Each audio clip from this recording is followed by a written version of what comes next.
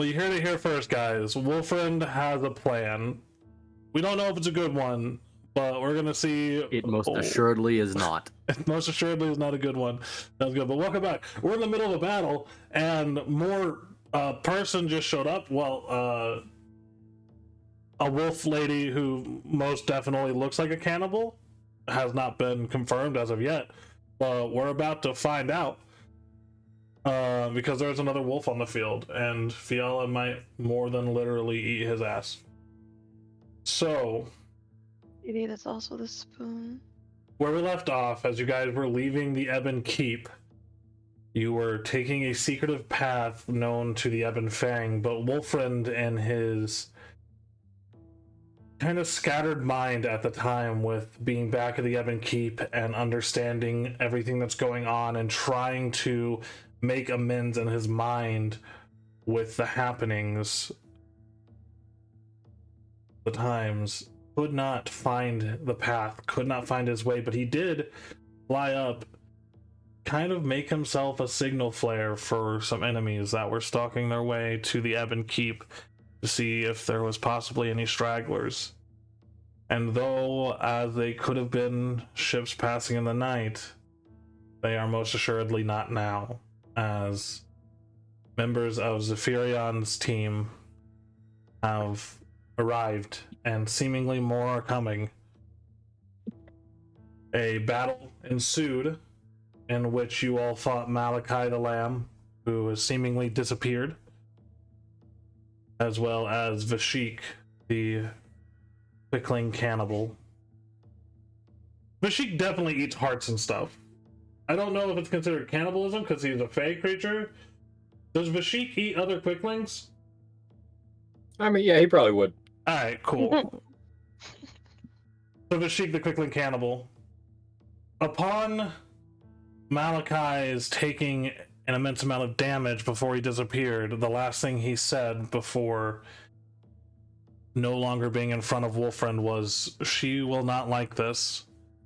For in a just breach of flying snow comes Fiala, this white-furred lupin woman, glowing orange eyes, blade that is lit aflame in her mouth, standing up and preparing for battle. So we will pick it up.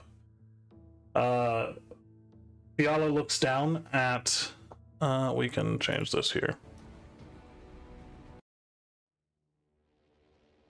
Fiala looks down at Vashik, and Vashik says, "It's about time." And she is going to she's just going to make 2 attacks on this griffin that's next to her. So we will start with that. Fiala, I have too many character sheets up on my screen right now. Fiala is going to start with her Scimitar's Speed. She does have her Rite of Flame activated. She will make 2 attacks with her action. And it's, for some reason, it's set to 2 DM, so I'm going to set that to public real quick, and then I'll re-roll. That is a 34 to hit your griffin. What is Aurelius' AC? Astraeus is all the way up in the sky. Okay, I thought he was on the ground. No, I had him fly up. Okay, cool. Then last turn. Yeah. Then she will not attack him because she can't. You can't reach. How high up is Astraeus?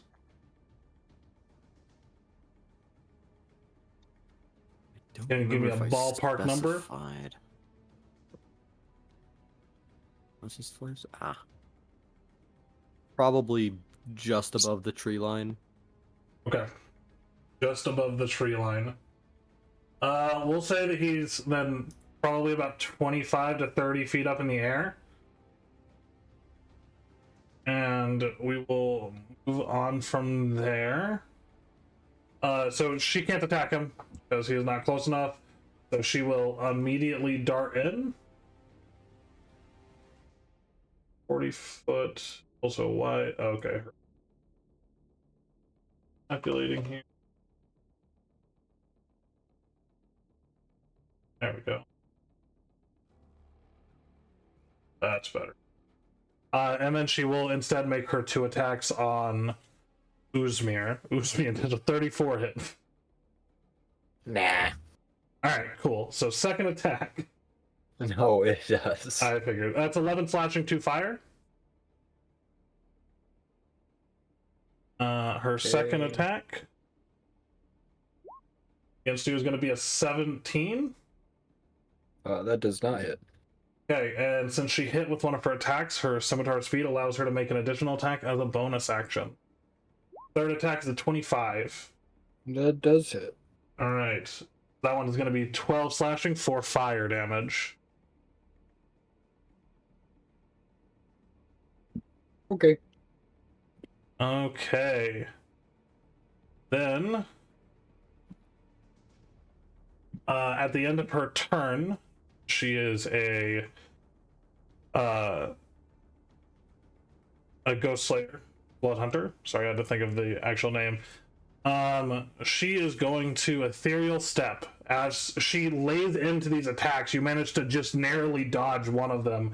As the last attack slices through, you see her wicked smile, and almost like the Cheshire Cat, her form seems to disappear before it's just her eyes and the toothy grin before those disappear as well.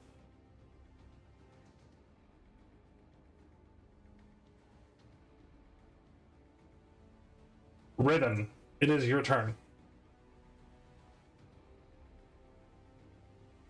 Great. Fantastic. So we have 2 people that are basically hidden. Oh, that's great. I can finally move, right? I'm no longer stunned. Yeah, you are no longer stunned. Actually, you are stunned to the end of Vashik's turn. Are you kidding me? No, I thought that was Um, last turn. I think that was last because turn as he well, did his so move. Yeah. Okay. you can move now. I hate monks so much. Okay. This is considered like rough terrain, right? So it's like double the movement speed to get out of here. Yeah, moving through there would be rough terrain. I'm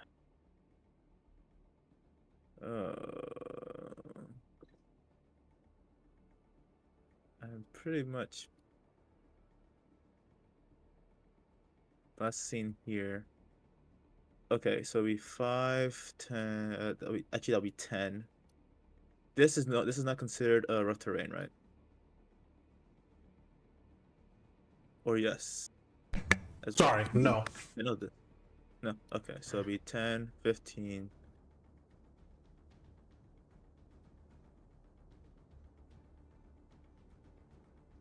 All right, I go here. 20. He's gonna move here. Oh boy. Okay. How far in the air is Asterius again? He's about 25 to 30 feet up in the air.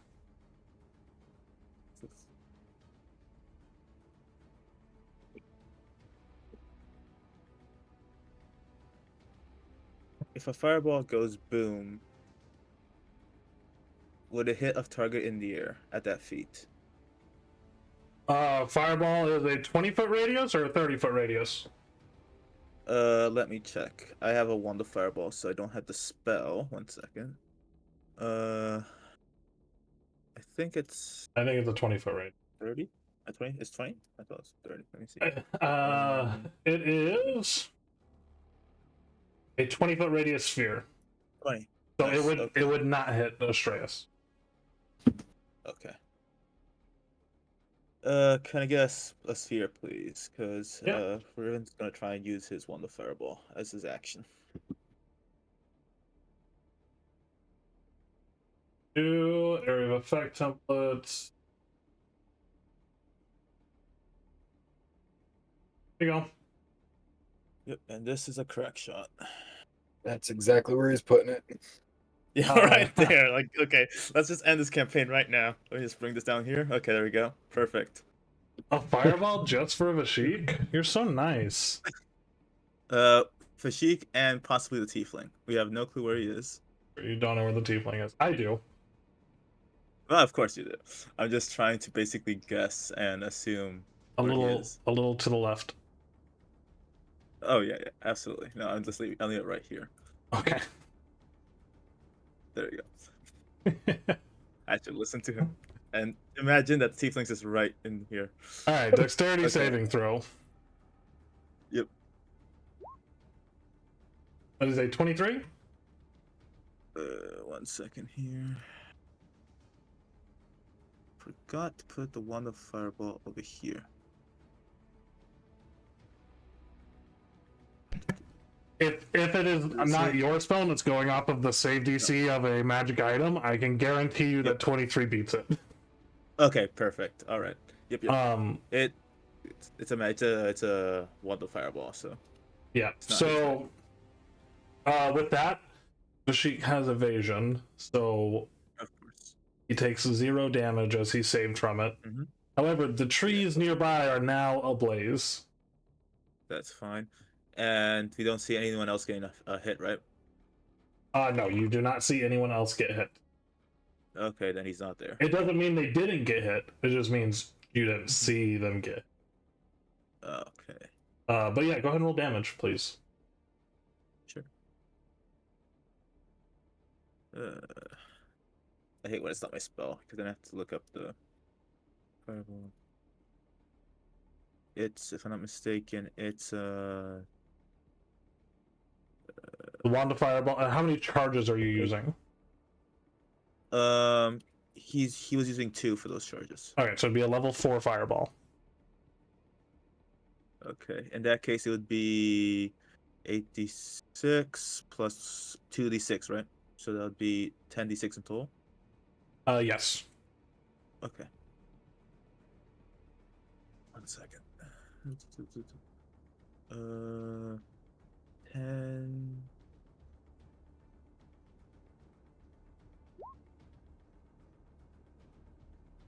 Oops, I messed up. That's not that. It's 10d6, right? It'd be My bad. 10d6 damage.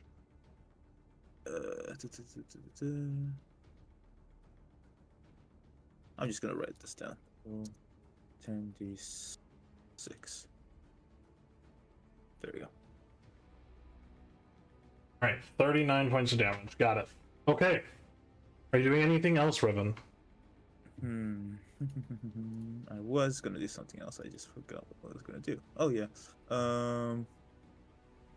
Riven is going to look behind him and say, "Are you all right, Mavra?" And then he's going to.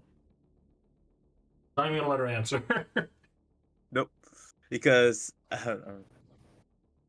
this is only like Because- 6 seconds. So. Because Luca's already asleep. That's why. Yep. Incorrect. Oh, she's there. Bitches. We love you too. I think I okay. said this before. You guys are able to conversate during battle. I know that per rules as written, a round of combat is like 6 seconds. When you're this high level, that becomes pretty amorphous as you're doing a lot of things in one round. Just keep in mind that if you talk out loud to each other, your enemies can hear that too. So, All right, perfect. So yeah, Mara can respond. Sorry. I've been hurt worse. Well, that's not great, but that's better than nothing. And he does seem a bit relieved.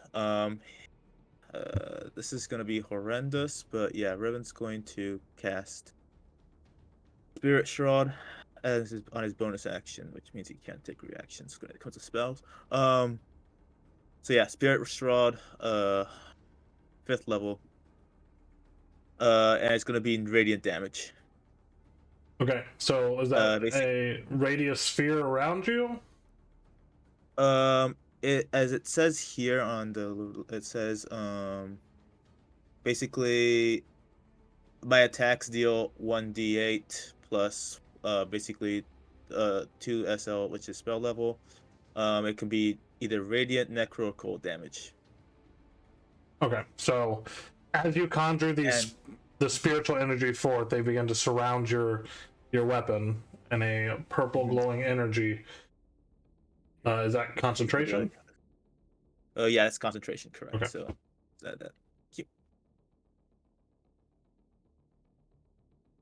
Are concentrate. All right. Are you Yep. moving anymore or doing anything else? I can't move it. He only has like 5 foot movement, and if I move anywhere else, Okay. uh, This is now going to be the universal symbol for concentrating on a spell. Alrighty. perfect. All right, Uh, then. Rinsman. As Riven's turn ends, you guys hear the ground rumble beneath your feet. And then you hear just a low grumbling growl as you see birds start to fly off from further north of you, where these enemies have been coming from. At this point, you see bum, bum, bum.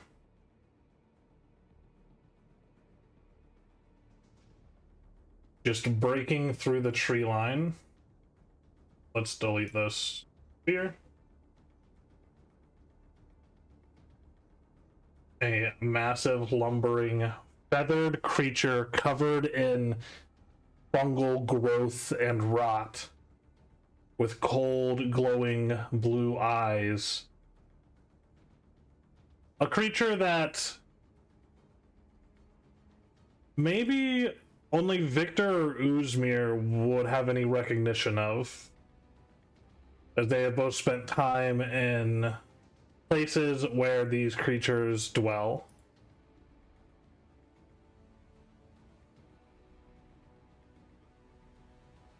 Jesus fuck. And riding atop this creature is Zephyrion. And I need to unhide this token as well, just so he shows up in the initiative order. Because right now he is a Tyrannosaurus Rex.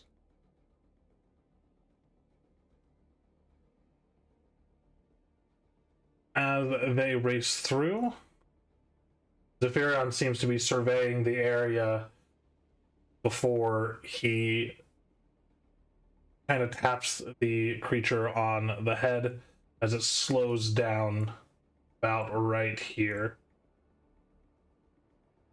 Now is Vilcus's turn. He can't do anything else. He's used his action and movement to get all the way up here. Right after Vilcus is Zephyrion, who is going to... You see he is pale and scarred, and Zephyrion has been through a lot, but he is still recognizable to those in the party who have met him before. Victor, you have no fucking clue who this guy is. Yeah, I do. I've seen his artwork thing. Oh yeah, you've seen his artwork. Yeah, that's true. As he kind of has the creature that he's riding halt, you see him pull this wicked-looking, entwined, like wood and metal staff that ends with a like jagged, shattered blade on the top, and he points it down towards Vashik, and he is going to cast a spell on Vashik.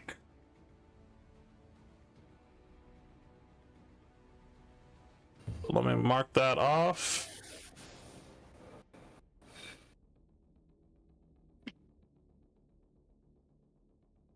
Not know where his other companion.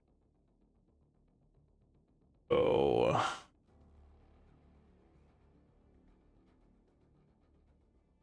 alrighty.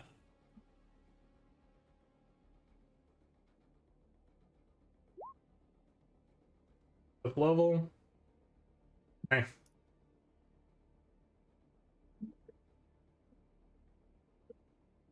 Okay. At that, you hear Zephyrion begin to speak. I'd really rather wrap this up quickly. We have places to be, and though we would like you to come willingly, we will force you if need be. Uzmir, it is your turn. Taking us. Yay!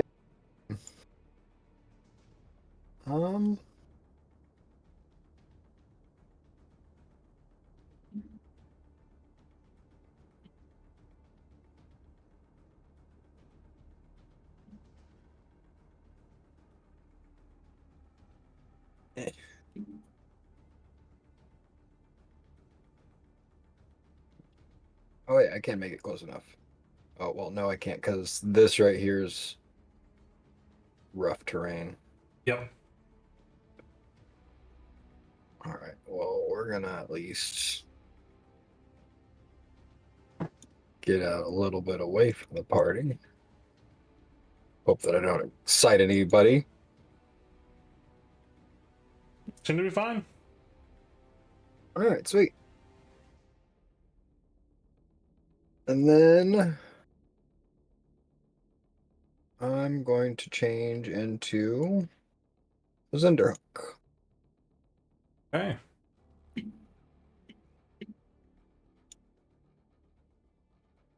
As you take this bird-like form, you're doing.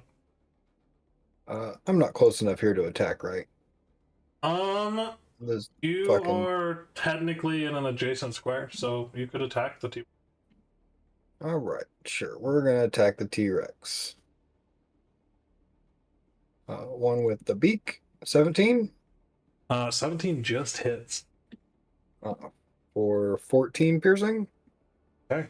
So he will take 14 piercing damage as you peck into him. You see these fungal pustules begin to pop and ooze this black ichor as you stab your beak into this creature's massive form. And then one with the talons for 27. 27 does also hit.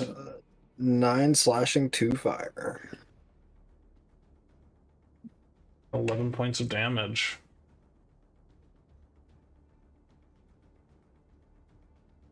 And You that doing will be anything turn. else? Okay.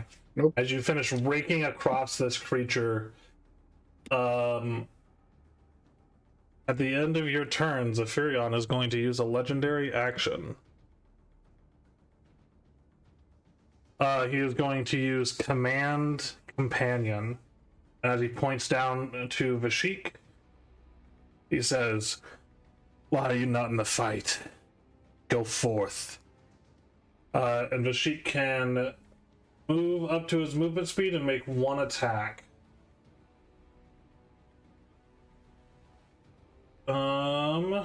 So he is going to just go straight for Riven. Yay. All right. That many left. All right, Riven, he is going to make a Roaring Strikes attack against you.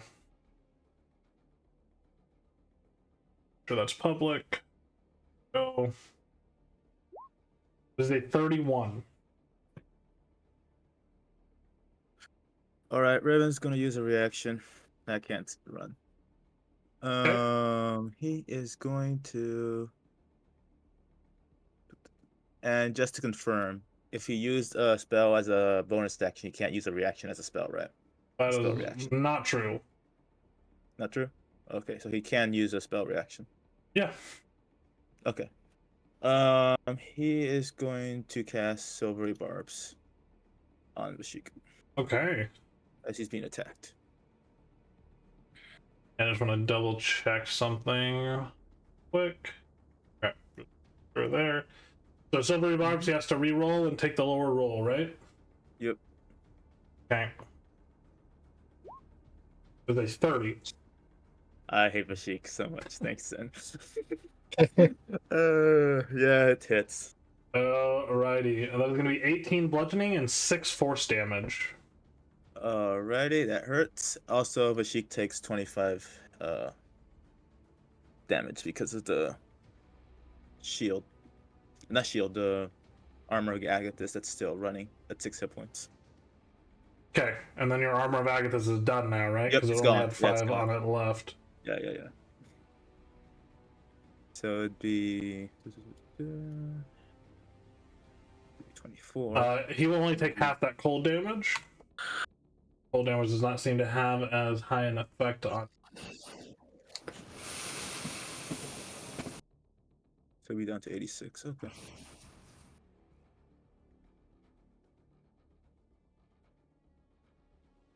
There we go. Okay, and since this was not on his turn, he cannot do a stunning strike, so you get off easy on this one. Oh, also roll. I hate doing this, but yeah, roll. I need to roll for my concentration. Yes, you do. You need to beat a 12 Constitution just saving standard- throw. Yeah, it's Constitution saving throw. Okay.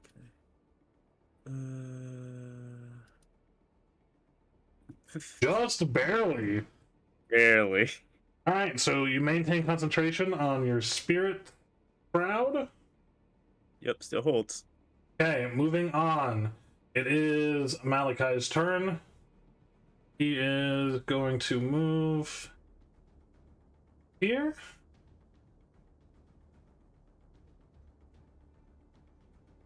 And where would here happen to be? Just so we know.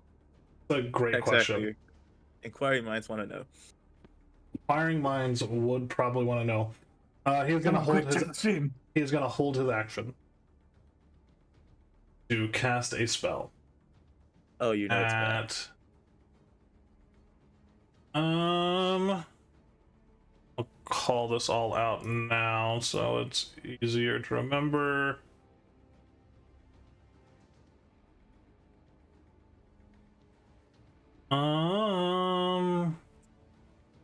At second level.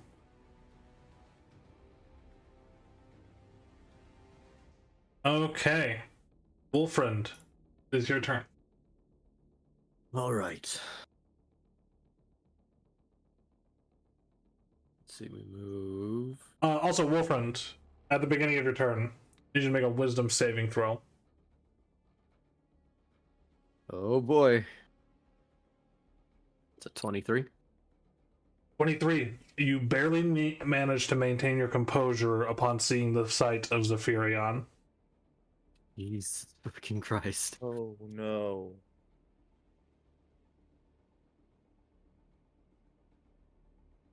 You.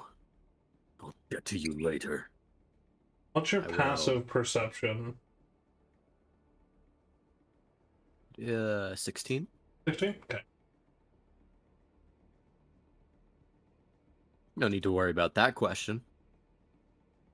We will Definitely not. move. Am I able to move straight through this tree here? Which tree? Actually, never mind. It doesn't matter. I'm moving. Right here. Okay. 2 attacks against Vashik. Actually, before I do that,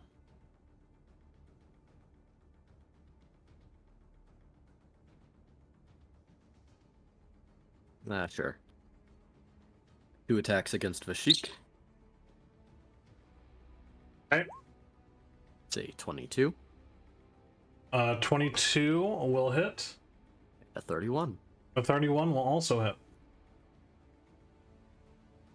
We will put a... We'll put nothing into either of these. Okay.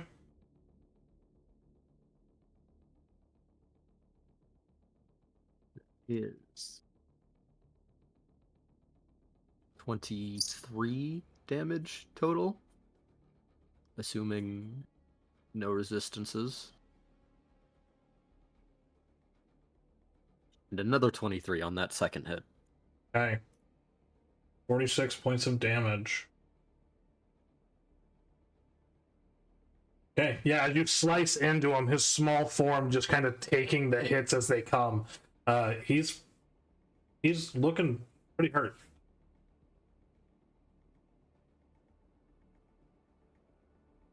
Many of the wounds that you saw on him prior to Zephyrion's arrival had seemingly closed up, but are definitely making headway once.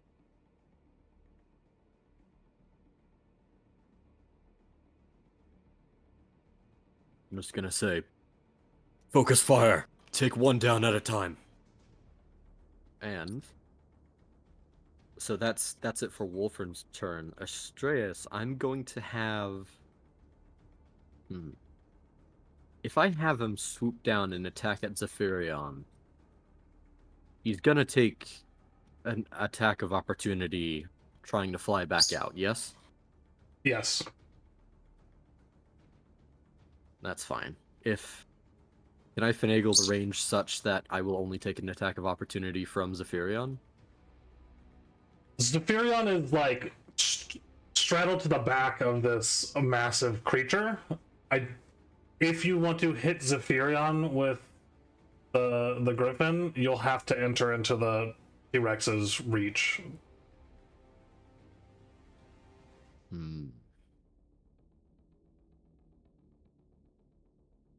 That's fine. I'm gonna have Astraeus attack Zephyrion with the intent of knocking him off the T-Rex. Okay. Go ahead and have him roll a athletics check for me. Essentially a shove attack. Alright, that's just strength, I guess. I'm not seeing... Yeah, it would just be strength then, if he doesn't have the actual athletics skill. It's a 15. 15. Okay. So, Zephyrion will also roll an athletics check. Not his strong suit. That is not public. I'll roll it again since it wasn't public. A 7. And he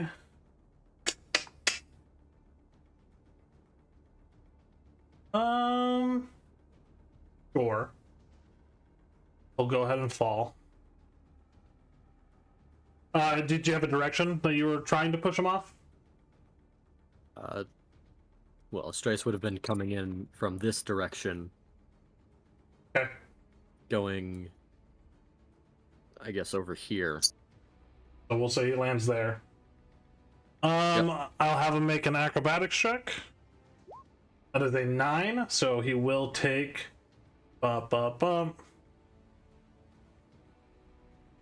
6 points of bludgeoning damage from the fall.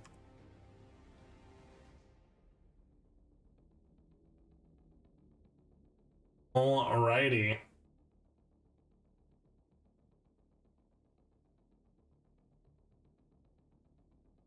Okay. Is Astraeus doing anything else?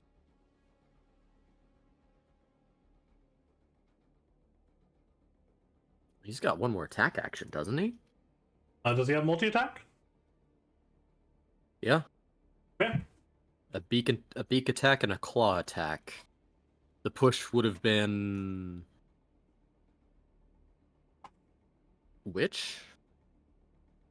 Would If you normally would do them in order, then you could make it a beak attack. If you're thinking that if he's pushing, he's probably using his claws, then you can use the claw attack for the push.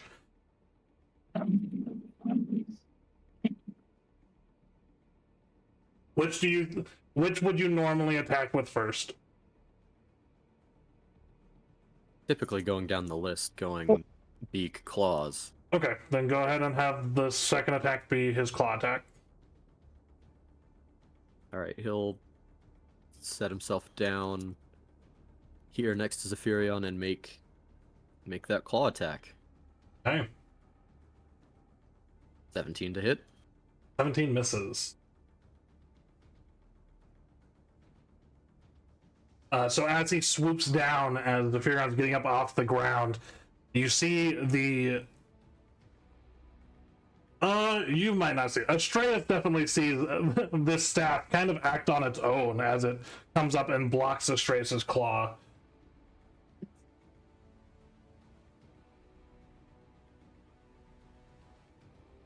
Okay. What is Astraeus' movement speed? Fly speed of 80. Fly speed of 80. So I would say that he maybe has 15 feet of movement left after sweeping down onto Zephyrion and then coming back down to the ground. So 10, 15 feet. If he wants to take back up to the air, he will risk an attack of opportunity from Veth'Arden.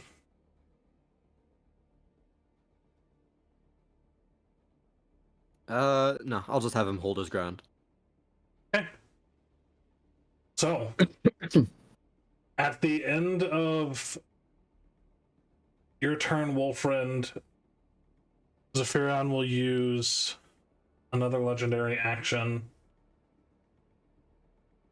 to command ally. He just shouts, "Young one, please come join the fray." And with passive perceptions, Uzmir, what is your passive perception? Remember who all has relatively high passive perception. Mine is a 23. Okay. Yeah. Uzmir is the only one who sees this shadow at first before coming up behind you, Wolfriend. A blur of daggers as she makes one attack against you as per legendary action. Go. And let's do this here.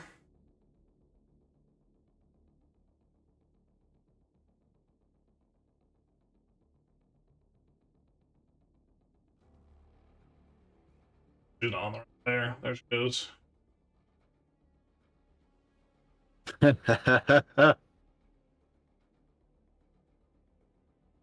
Oh boy. Wolfrun, I need you to make a wisdom saving throw with disadvantage. Oof. 18. Okay. As you turn and see this blur, the now pallid, graying skin and yellowish hair that is slowly losing its color, the rotting flesh on her face, you see Arya as she goes to plunge a dagger into you. With her core cut dagger, that is a 34 to hit. Oof. Yep. She is going to expend one hit die to deal an additional 3d6 necrotic damage. So -1 hit die. Of which I am resistant to. Yep. Also, your passive didn't beat her sneak, so this will also have sneak attack on it. Plus, you're within 5 feet of one of her allies. So that is the necrosis is 5, 6, 7, 8. So you take 4 points of necrosis, and then let me make sure I'm doing this damage right so we don't fuck you in the end. It'll just be But 41 30 minus 4. No, it's 41 minus 8 because he takes half from necrosis. So it's 33 points of sneak attack, 9 piercing, and 4 points of necrotic. So that's 33 sneak. 46 damage total.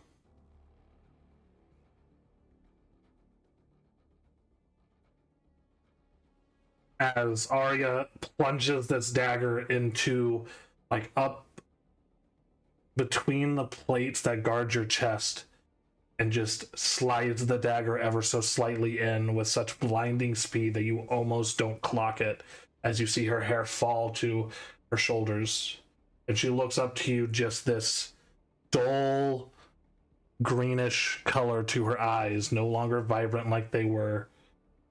No sign of recognition in her eyes.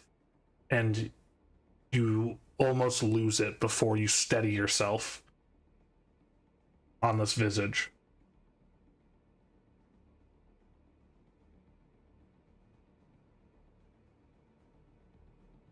Victor, it is your turn. How big is this Tyrannosaurus Rex mushroom thing? Like how tall it is or how long it is? Like how tall? I mean, he's probably breaching 12 to 15 feet tall. So can I like see it above the tree line or no? You can see bits and pieces through some of the trees. Not all the trees are extremely tall. Like, if you wanted to make a ranged attack, you could. So I can attack him from here, is what you're saying. Huh? So I can attack it, is what you're saying. You can attack it. Hell yeah, I'm shooting it. Okay. Yeah, I know how that misses. God Yep. damn. Yeah, 14 misses. And then gonna use its thing to use bonus action for second attack. 20. 20 hits. Cool. And then question. How resistant to poison is that thing? You don't know? No, I'm asking like a question. Is it resistant to poison? Because I need to know if I need to roll for damage or not. You don't know. If it does poison damage, then do poison damage. Okay. This is the creatures that you are familiar with from your time in Ravel are not resistant to poison in any way. Okay. Sorry, it just took me a minute to understand your question. Well, I'll roll that then. 40 points of poison damage. Oh, but it's after a Constitution save. Okay. Beating a 16. The poison does not seem to have any effect on him whatsoever. Sad.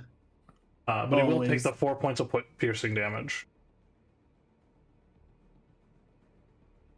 As the bolt strikes in with a splash of whatever the poison that you have concocted in this mechanism, poison just seems to seep into the fungal growth as you see more fungi begin to sprout and wither and fall and sprout and wither and fall as the black ichor slowly seeps out of the wound. It's never easy, is it?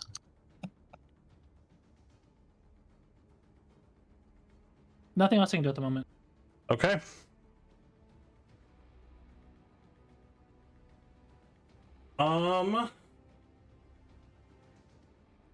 Moderate, it's your turn.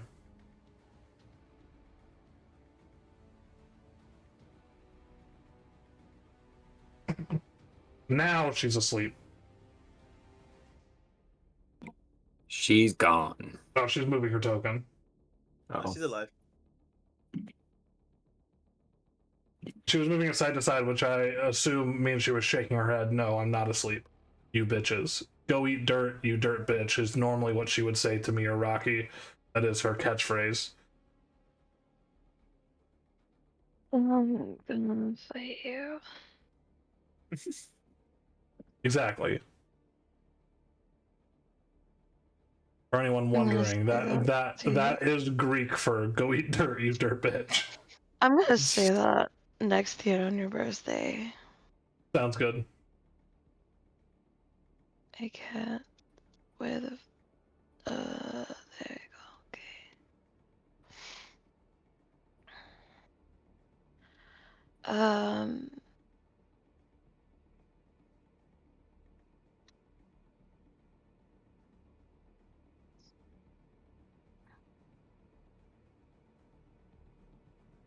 Hmm. Everybody's ugly asses in my damn way. Hey, our asses are beautiful. First of all, sure. Okay.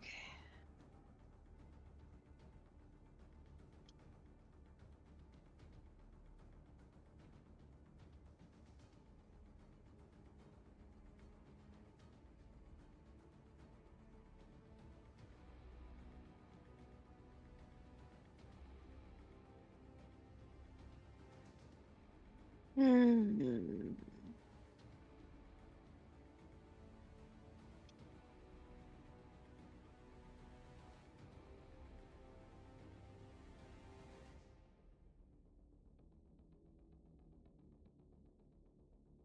Okay.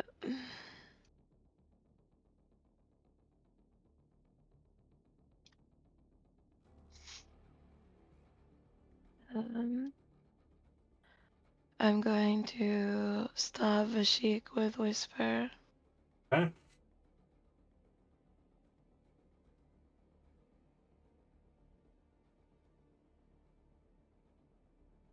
I think it's gang up on Vashik. He's small and Gentile.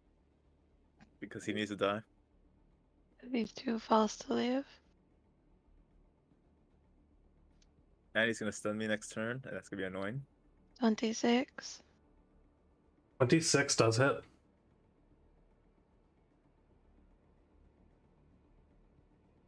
Is 32 damage. He is immune to fear, Yeah, we know. so it won't have any secondary effect. But you do stab the dagger deep into his back as he winces from the pain before turning just slightly over his head and smirking at you. I'm gonna slash at him again. 25. Why is he no longer in the initiative order? I don't know. But that's fine. He can stay like that. It's okay. No, he goes right after Mavra.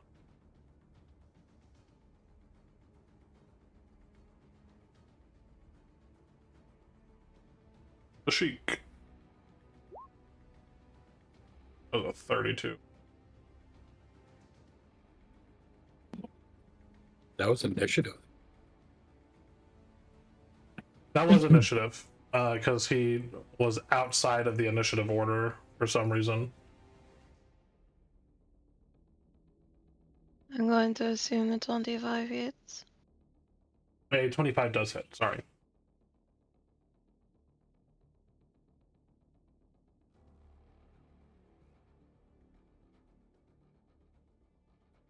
Okay, so as you stab and slash him twice, are you doing anything else? Bonus action defensive stance. Okay. As you do this, Malachi is using his held action to cast his second level spell.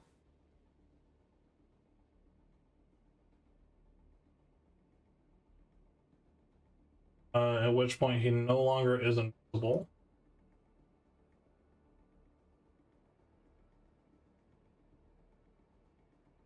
And sure here. Does he seem hurt though? Huh? Does he seem hurt? He seems relatively more healthy than he was when he left. Still injured though. And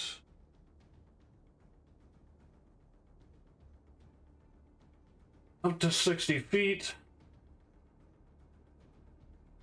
15-foot radius sphere.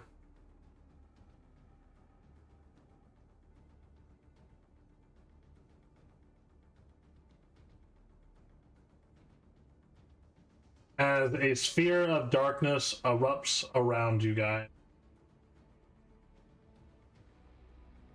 Right there.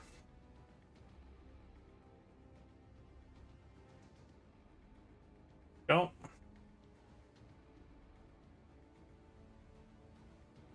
And then it is Vashik's turn.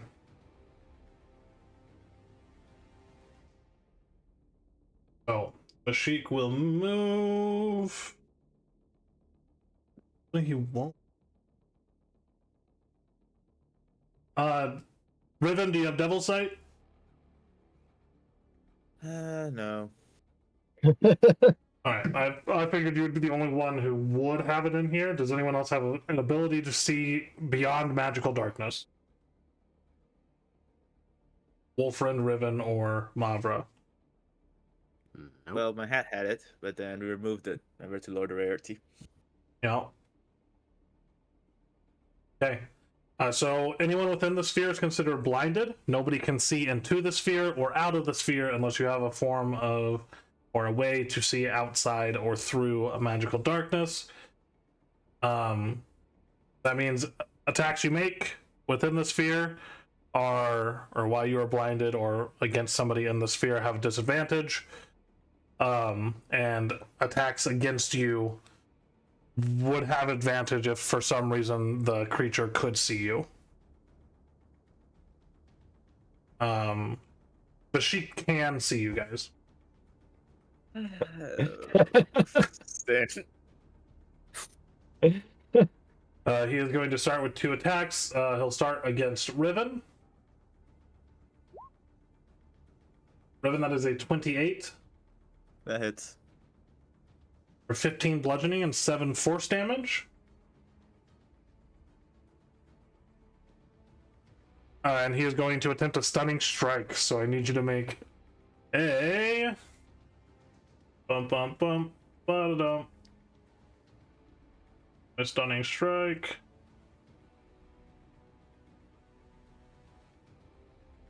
I believe it is either a wisdom or a saving. Make sure quick. Add +4 to this as well. To your Oh save. yeah, because you're next to a paladin. Yep, I also have another trick up my sleeve, but Constitution saving throw, please. okay, one moment. I want to check one thing before I do make that roll, because I also have an ability. Ooh. Yep. Okay, it's 2d4, just in case. Okay. Please, please, please, please, please, please. It's a Constitution saving throw, right? Yes, sir. You need to beat. Oh. Oh no, you're fine. +4. Okay. Succeed. That's minus 22, right? So it's 22 less, so it'll be.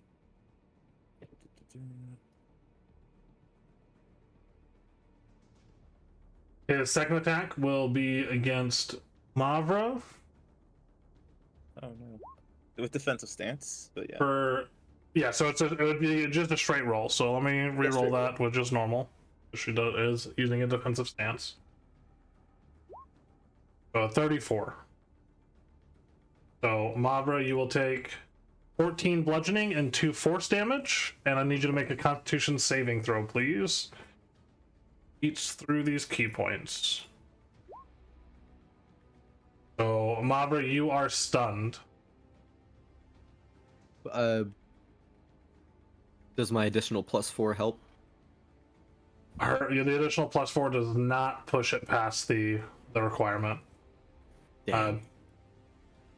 You need to beat a 19 or higher to beat Vashik's spell save DC. So close. Yeah, but Sheik's like, and I start stunning.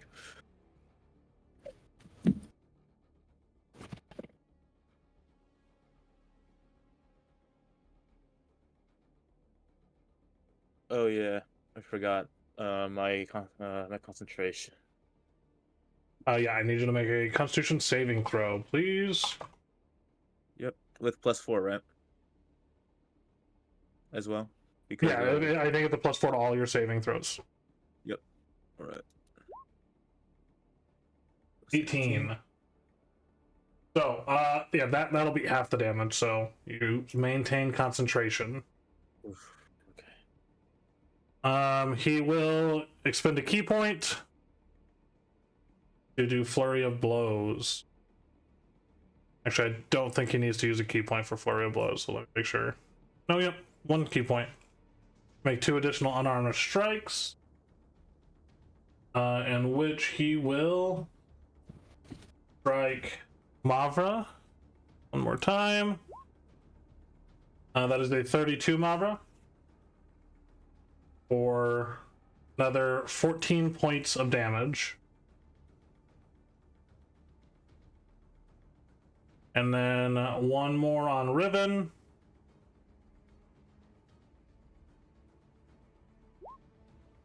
For a 35, and that's a natural 20. Oh boy. So Yeah, that is going to be yeah. 28 bludgeoning and 10 force damage. So 38 points of damage total.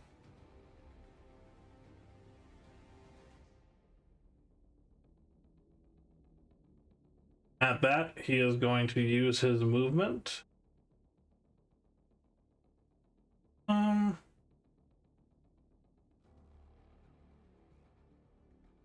This way. half move there. Right now, his base movement speed is 105. So he'll go.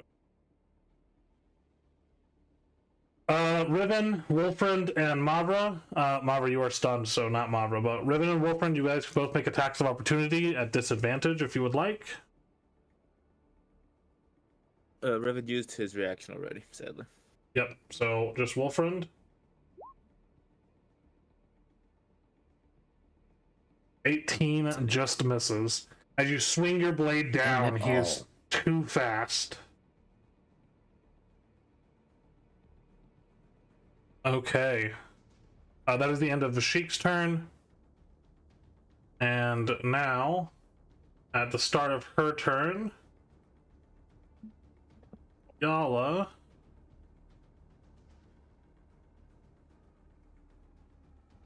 apparates.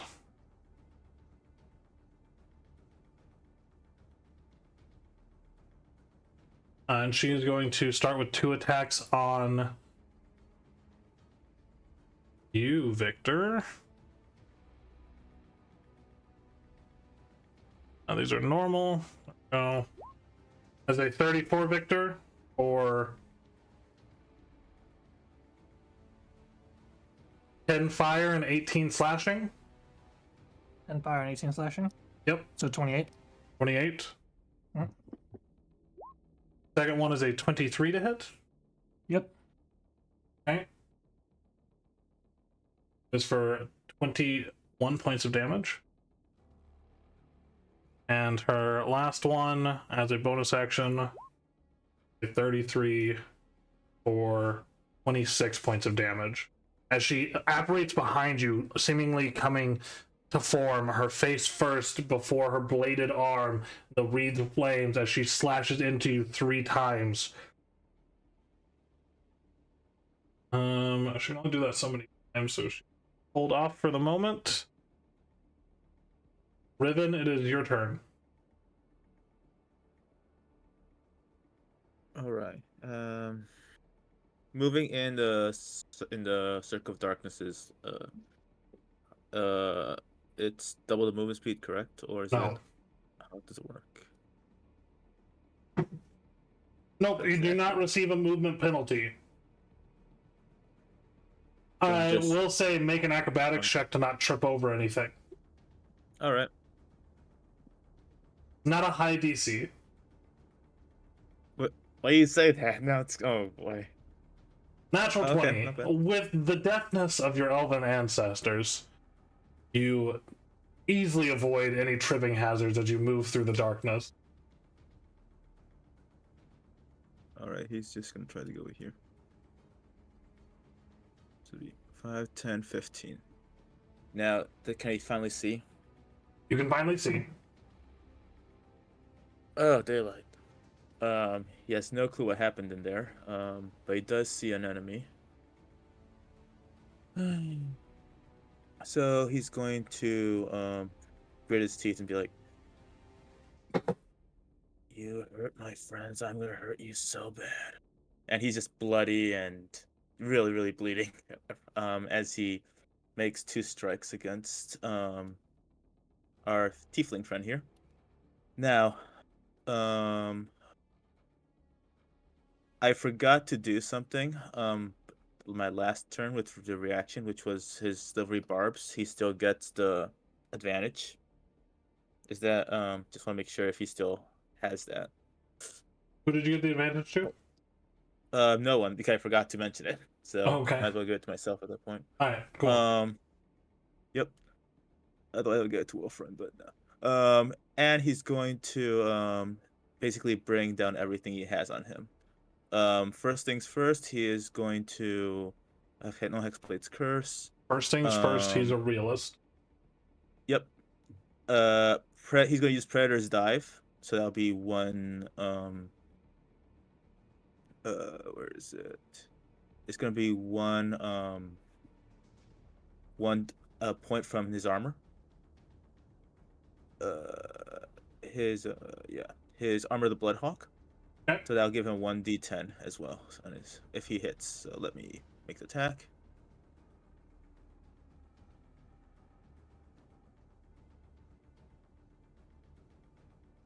25 is definitely gonna hit. 25. All right, and it's gonna be I already put the Predator's Dive there, so that armor is that mount is added. Though he's still missing the Spirit Shroud. Damage. As you go to do this, he is going to use his reaction, cast Silvery Barbs. So go ahead and re-roll and take the lower roll real quick. Yes. Let's see. Battle of the Silvery Barbs. Battle of the Silvery Barbs. Let's go. 23 still hits. Yep. Except less action and what radiant damage? So you can keep the damage from the first one. All right, perfect. And he's gonna add the shroud for more radiant damage. So that'll be. I'm just trying to read this real quick. It's if I'm not mistaken, it's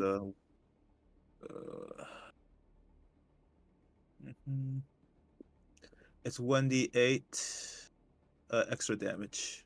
Yep. But he doesn't recover that hit point until the start of my next turn. Mhm. So it'll be 1d8. That'll be 8 radiant damage more.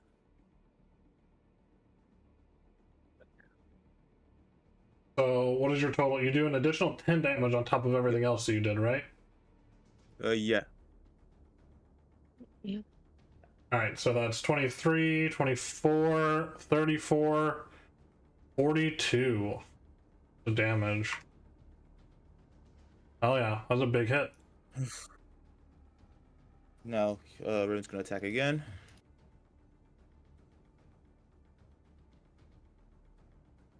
20. 20 does hit. All right, it's 10, 12, 3, and then plus the 1d8. Let me just make sure if it's every attack or it's just one attack. Just want to confirm that. Okay, it's any attack. Okay, so 1d8. That'll be 7 radiant damage as well. Okay.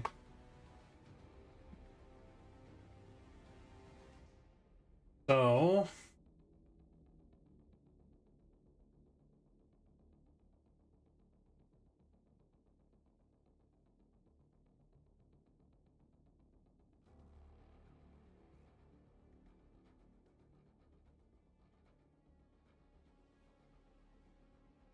okay.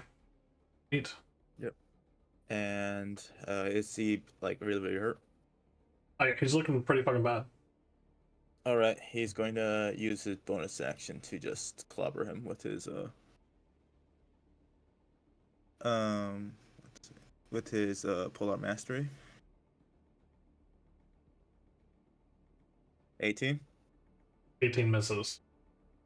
As you So go he's in for the gonna miss. last strike after you've stabbed him twice, he narrowly dodges out of the way, kind of heaving, and as he does, he pulls his hand up from the wound and kind of smirks as he wipes some blood off of his face.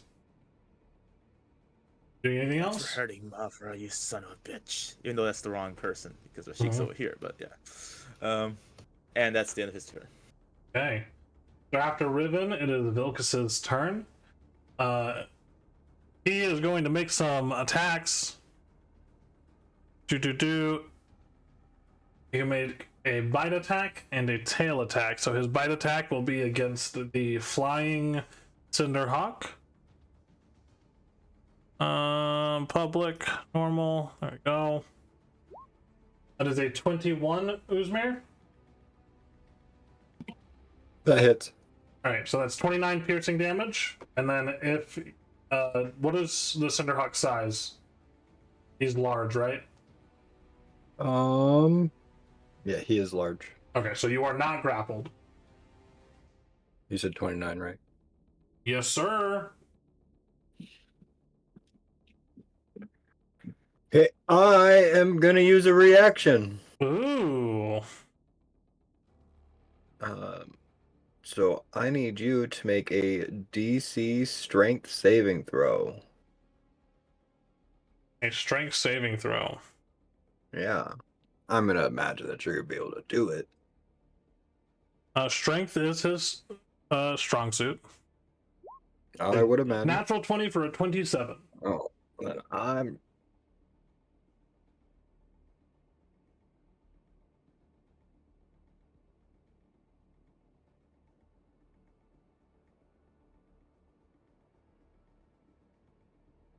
Yeah, it's not like a half damage or anything, so nope, Okay. that's fine. And You for, pass. since he couldn't grapple you, he's actually going to change his target, and he will attack with his tail attack against Astreus over the top of. How high up is? Oh, Astreus is still on the ground, right? Astreus is, yeah, on the ground. Okay. Yeah, he is going to attack with his tail on Astreus. That is a 19 for Astreus. I believe, yep. That is 16 points of bludgeoning damage as this creature's large, kind of heavy trunk of a tail swings over the top of Veth'Arden and just rams into the side of Astreus. That is the end of Vilkaz's turn. It is Veth'Arden's turn. And Veth'Arden... Ooh...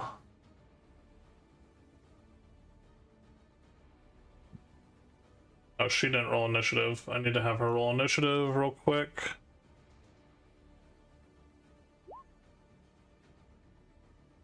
Of 32.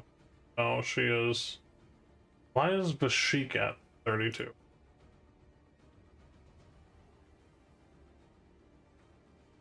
Oh, yeah, because she disappeared, so you had to re-roll. Alright, there we go. Not re-roll, but yeah. Oh man. Veth'Arden. He is going to also attack Astreus with his Death's Echo Spear. Public, normal. That is a 21 to hit. Yep. And that is 15 piercing and 7 necrotic damage to Astreus. Astreus disappears in a cloud of black wispy smoke. Okay.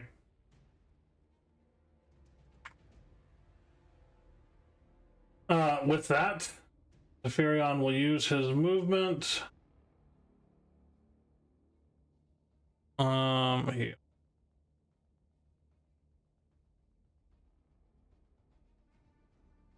He'll just start heading up this way, kind of trying to get a better view of the battlefield. Uzmir, it is your turn. You see Astreus puff into a just smoke screen of the astral sea before he dissipates. Alrighty. So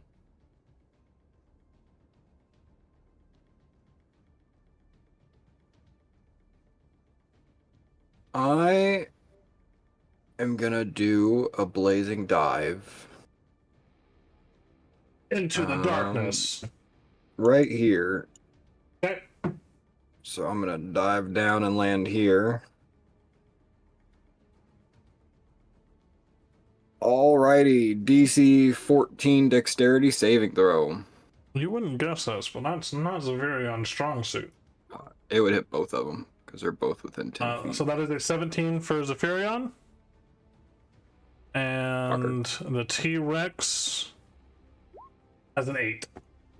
With the -1 is crazy. So Veth'Arden will take 6. Okay. And then Tyrannosaurus Rex will take 12.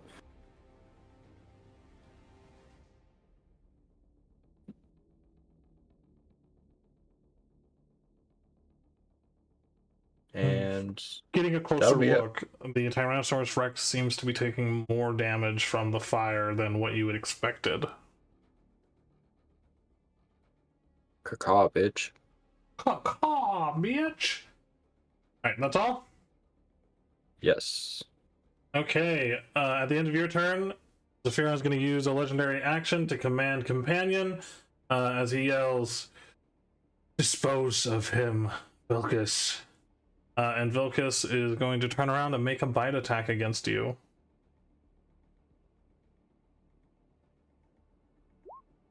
Is a natural 20s for 26, Jeez. 52 points of damage. Someone change this man's dice. That's 3 Okay. today. That is With great that, tonight. I am going to do another reaction. So another strength saving throw. Okay. Strength saving throw. That is a 21. It's still a success, so keep it moving. Okay. I can't wait to see what this reaction is. The funny thing is, it pushes him back and makes him go prone, and then he takes fire damage. So it's gonna be great since he's such a big creature. Yeah. Alright. Malachi's turn.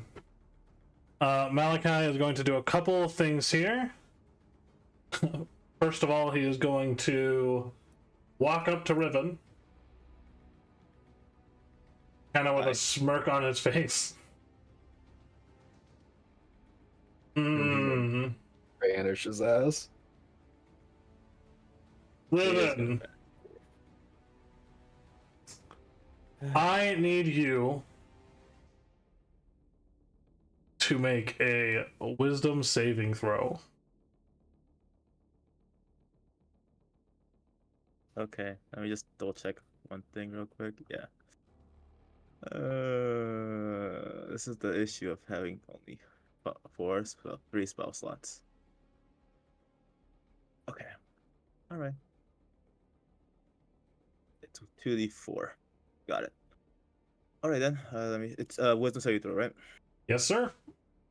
You do not get the +4. You're out of range of Wolfram now. Oh, I know, but Riven has his own little thing. Yeah, that's fine. Yep. 25. Okay. You succeed. And at that, in a puff of black smoke, he disappears. So much for dimension dooring Riven away.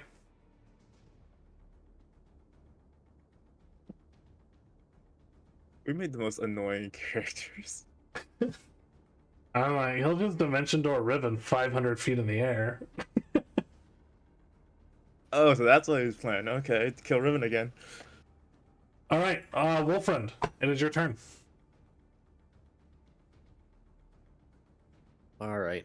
I should know where everything is, roughly, Yeah, roughly. spatially. You heard Riven from behind you run off. You also heard Bashik run off. You tried to hit him, didn't actually strike him, but you know that he ran out.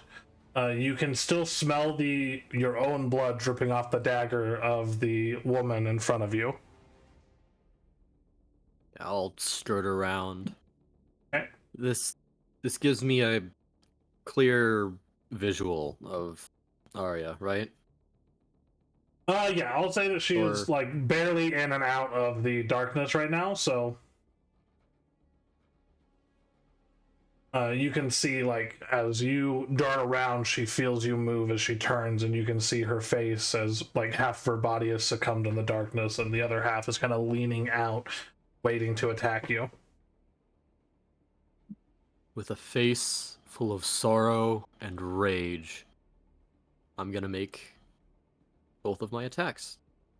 Okay. You passed your wisdom saving throw, so these are not at disadvantage. 31 hits.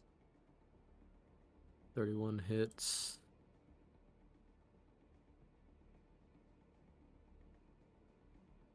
Alright, yeah, I'll just let that. Actually? No, we put a level 3 smite into this. Okay. That's. And Arya is undead. Arya is undead. Means an additional D8. Yes, sir.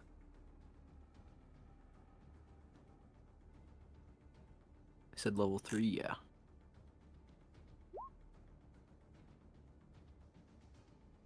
Plus an additional 8. Oh, I can reroll that one.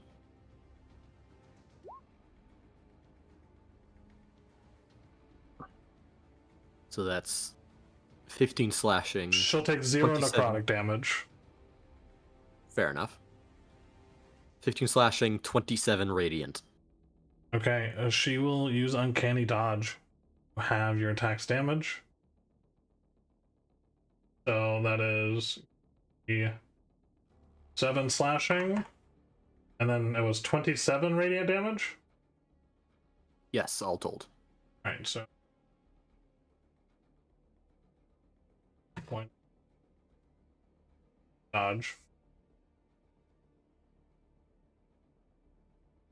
As you slash into her, you see her steady herself as these necrotic runes and barriers start to form as your blade cuts through her. And as you see your blade cut through her, no blood falls from her wound. She just stares on like she doesn't even register. Second attack. 24. She's going to cast Shield. In which case that misses.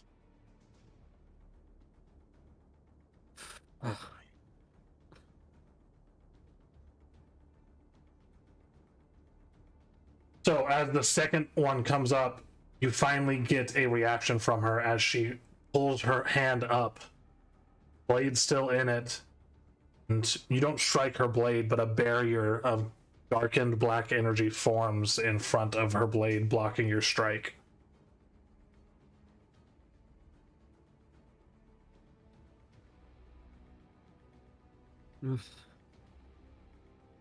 I will remind you, Wolfrun, crying is a free action. Yeah. Well, not yet. That's gonna be my turn. Okay. The character first cries. Victor, it is your turn. What are you doing? Oh, cool. He's before he gonna does turn that- around very angrily. He just got stabbed in the back 3 times. Good. You see this Was that really massive fucking form. necessary? Even with your growth spurt over the last year, this Lupin woman just consumes your entire view as you turn. Yeah, I'm gonna shoot it. Okay. Do you have crossbow expert? I have close quarter shooter, Okay. Cool. so no disadvantage and +1 to hit. There you go. So 26. 26 does hit. Well, that'd be a 27 actually, because it's +1.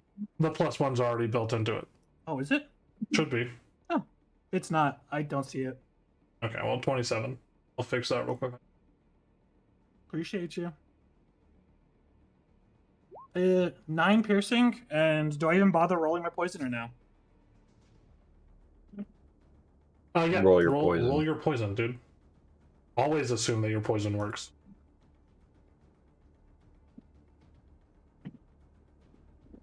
What kind of saving throw does she need to make? Constitution beats a 16. Okay. Oh, she is right. Oh, that's Malachi. That's Vashik. That's Zephyrion.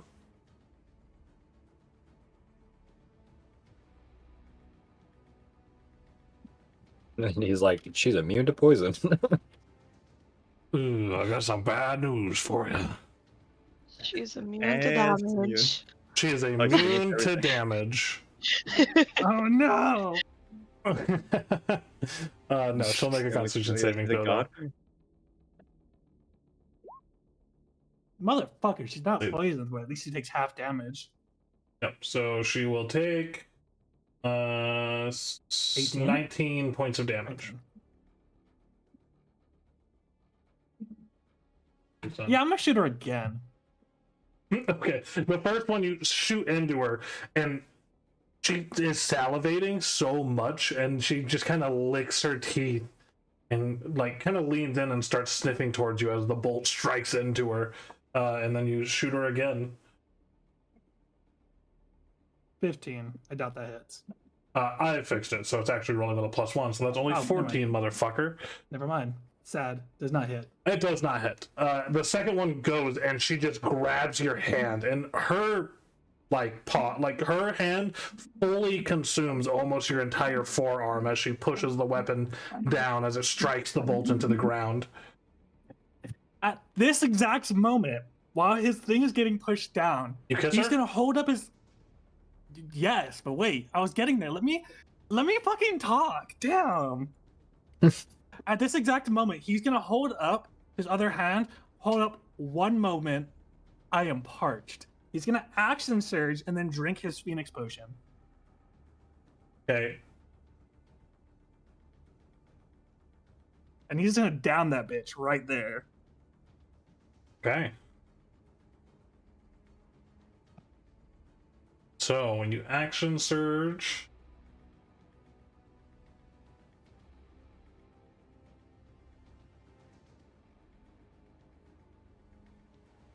she uses her reaction to negate your action surge. I don't think that's an actual thing. It'd be funny. It would be funny, yeah. Okay. Make a little marker for me so I remember. Have your Phoenix potion activated? Yeah. Yeah. Yay! It has wings. I know. It's a right? bird. His a Phoenix potion is in a like metallic can. It's silver with like these blue, like large blue accents, with a red bird symbol on it. It's a can of gives Red you Bull. That would be pretty funny. All right, that's all you're doing, cool. Victor? Well, I did 3 things this turn. I think that's a lot. Yes. I didn't know if you were gonna move. No. Why would I move? I'm just gonna say I'm drinking my soda pop. Like, what if she wants some? All right, Riven, what were you gonna say? Oh, I forgot to mention that we have to, before I hit him, would it dispel his darkness? Since I hit Malachi like 2 times. Oh, if he loses concentration on it? Yeah, that's correct. That's correct. Yep. Let me here. Roll a Constitution saving throw.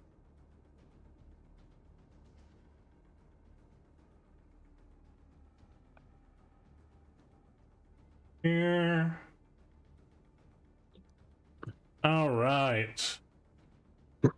Malachi, Constitution saving throw. My bad. No, you're fine. He does have Warcaster, so he has advantage on this. I give him? You did not have a Warcaster, No, I didn't. which was a mistake that I quickly rectified. I mean, the idea was to not get hit in the first place, so. Yeah, true enough.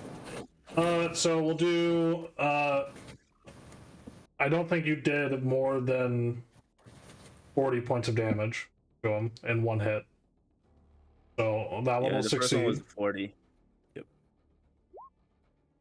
What was the second hit that you did for him? Let's see. But Riven, second hit was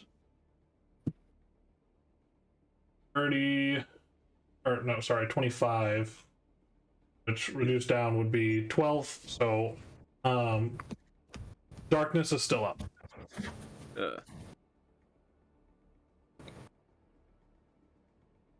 Okay. At that, the end of Victor's turn, Zephyrion will use a legendary action to command Companion, and he is going to command Vilcus again to attack. So another bite attack coming your way, Uzmir. That is a 25 for 36 points of piercing damage. you like to use your reaction? I will not be able to use that reaction. The reaction takes place at the same time as the attack, so if you wanted to use the reaction at the time of the bite, you can. It's up to you. But the reaction says that I have to take the hit. Okay, if the reaction specifically says you have to take the hit, then Yeah, it says after being when a creature hit. within 5 feet of the Cinder Rock hits it with an attack. Okay. So 10-4. yeah. So it's at 36. God damn. So that is gone. I totally forgot. He is here. Vilcus can still cast spells when he's wild shaped. That's 23. Yep, he can.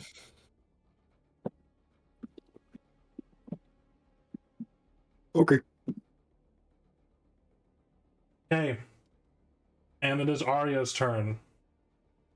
Arya is going to move, kind of pushing herself into the trees as she circles around. She also cannot see in darkness. So. And she is going to make her attacks against you, Wolfriend. I totally should have did a reaction. Did you have a reaction that you wanted to do? No, you're fine. Okay. It was my fault for not realizing. Alrighty. Yeah, so Wolfriend, these are not at advantage, and they will not have sneak attack because she doesn't have an ally within range. Yeah, so Corcut Dagger for her first attack is a 35. Yep. Okay, and she will expend a hit dice to do additional necrotic damage. So that is 8 necrotic, 9 piercing. And then you reduce the necrotic down to 4.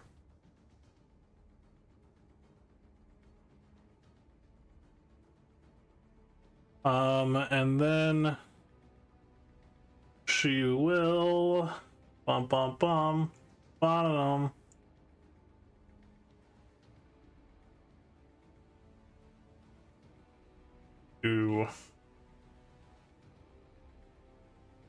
Does have a few spells.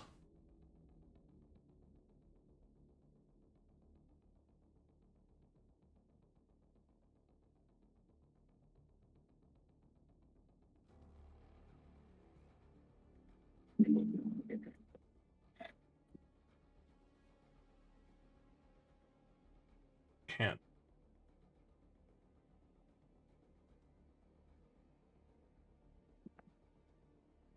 Okay. That might be all she can do. Yeah, she's going to use her bonus action to disengage. And she used 5, 10, that's 20, so she'll up, so that way up there. Lavra, you are stunned. Are you still awake? Yeah. Okay. Oh. So your turn will end, and Vashik will go. As a bonus action, Vashik will...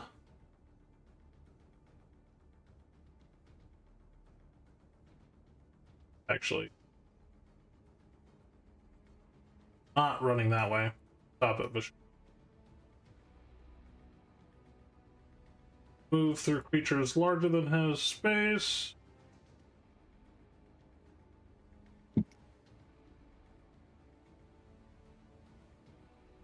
Okay.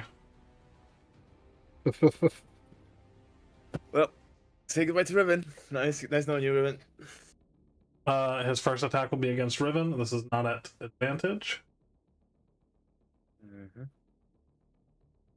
No, that's Vilcus. I don't want Vilcus, I want Vashik.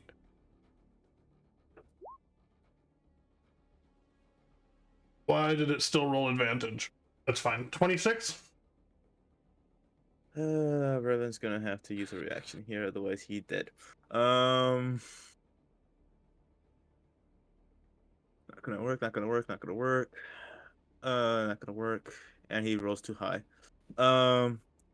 Revan's going to roll Armor of Hexes. Sorry, he's gonna use a reaction Armor of Hexes. Basically, he has to roll a d6. Well, I think I have to roll a d6. Yeah, Yep. I roll d6. 4 or higher, the attack misses.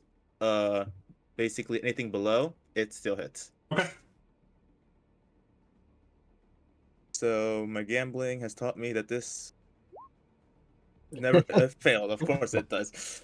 As you go, you hear the patter of his feet through the snow, but you can't see through the cloud of darkness as his fist just comes out of nowhere and you don't have time to react.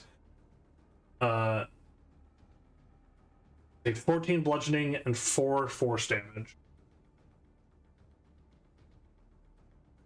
He's still alive. Barely. Barely. 26. Yep. And then he'll use his second attack Oh. for a 31 Riven. Yeah, it hits. For 18 bludgeoning and 3 force. Riven's down.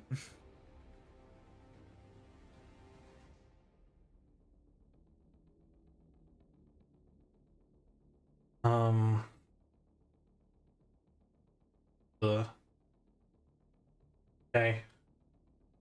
Yep. He will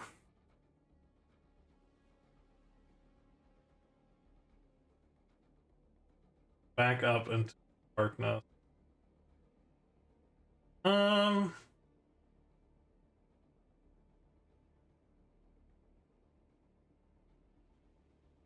The Sheik's never been good at following orders.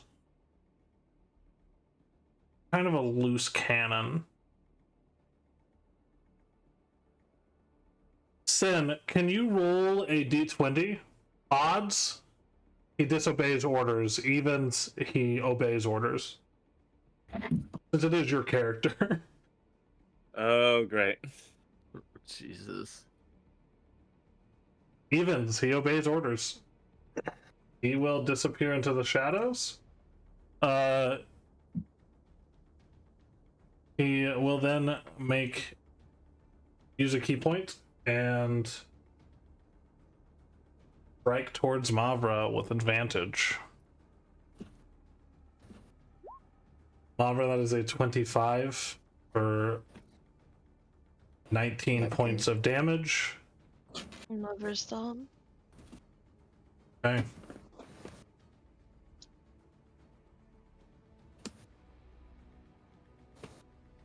This for the 2 that are down. So, good news, Mavra, you're no longer stunned. Good news there. Alrighty, Fiala does not know what that potion means, nor does she really care too much about it, so she is going to go ahead and make some attacks against Mr. Victor here. So, Victor, the first attack is going to be a 20 Oh yeah, I'm just gonna explode. I use explosion. for 17 slashing and 6 fire damage. Yeah, like I said, I'm just gonna use explosion. Okay. Oh, what the fuck is his name? So 1d10. Oh wait, it's a potion, so I get 10 points react no matter what, so who cares? Yay! So you're going to be at 10 hit points. Yep, doesn't really matter. Does she take damage? Because there's an explosion. Yeah, the explosion. I don't know what the damage is, you never put it in. You do. Oh, it says it's surrounded by a burst of fire that deals damage to all nearby enemies. That's all it says. Yeah, it is 10d6. Yep, and then Fire how far is the damage. range for it? It's a 15-foot radius. Nope. So you will not hit anybody else. Sad. So go ahead and roll 10d6 for the fire damage. Fiala will make a dexterity saving throw.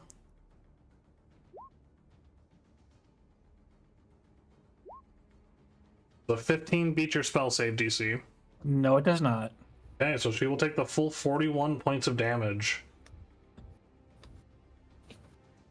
As this happens, she's kind of rocked back and just snarls and will proceed with her second attack. Your Phoenix Potion is gone. We're at 28. Do I have anything to react with? I don't think I do. Sadness. Yeah, I'm just gonna hit. Alright, 15 slashing, 8 fire. Yep, now I'm down. Okay. Usmira and Wolfram has to carry now. Mavra, how good is Fiala Jesus. following orders? She follows Zephyrian's orders implicitly. Okay.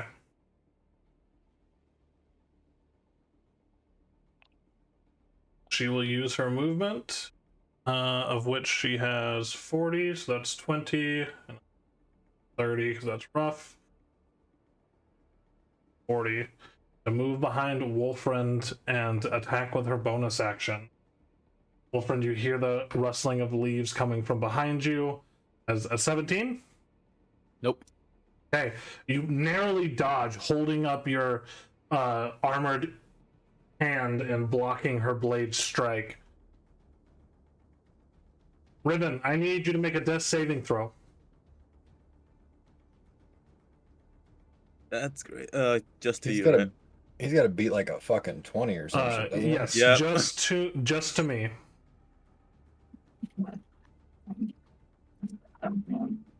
And I do have a quick question before I do this.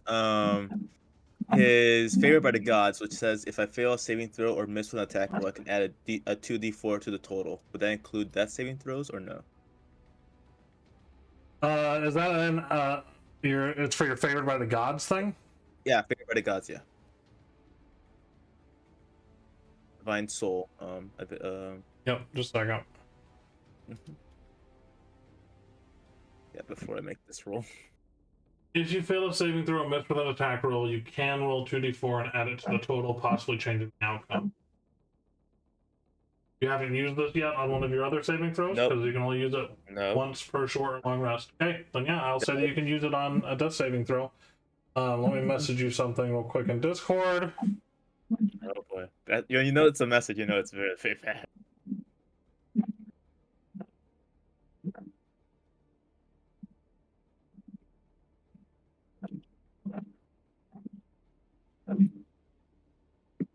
Oh.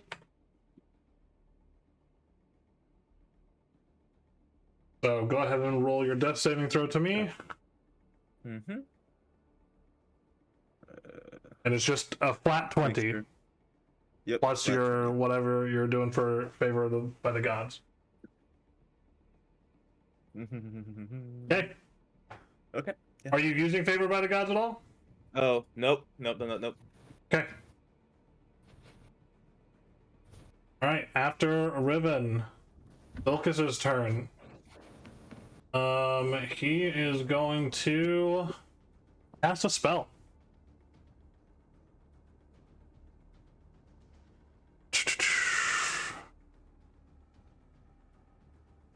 Vilcus, there you are. Spells.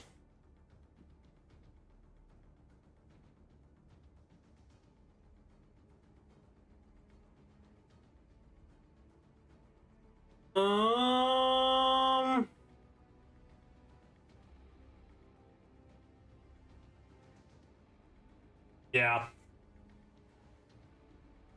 He is going to cast Grasping Vine.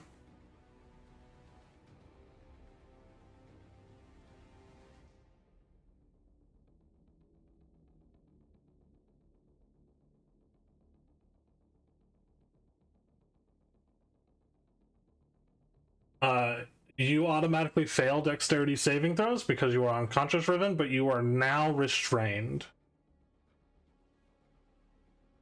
as a lovely. vine-like tendril erupts from the Tyrannosaurus's abdomen, latching onto Riven, and it pulls you 20 feet closer. 20 or 30 feet? 20 feet.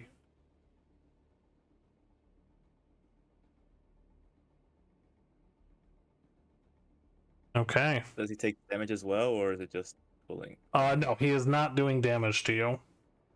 Okay. And then as a bonus action, he can either target another creature, or he can target the same creature and pull them again. So you are now lashed onto the exterior abdomen of this dinosaur. Zephyrion will approach you, Uzmir. It doesn't need to be like this.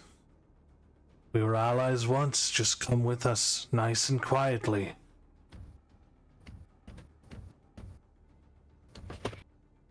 And what do I get in return?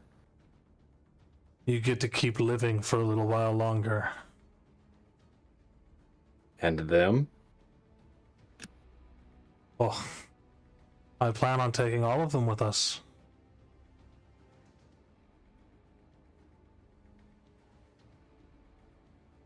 Doesn't sound like their odds are very favorable. None of them are dead yet. What if I made a barter for their lives?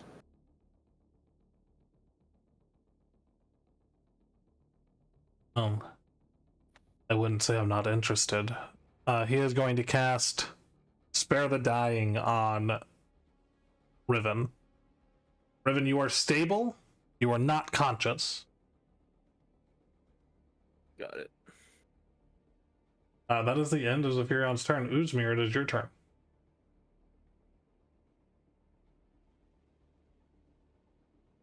I've got 6 pieces of Kalinroth that if I die will never be able to be touched again. That say that you'll walk away from here. Those are but mere fragments. We don't need the entire whole to fulfill what we wish.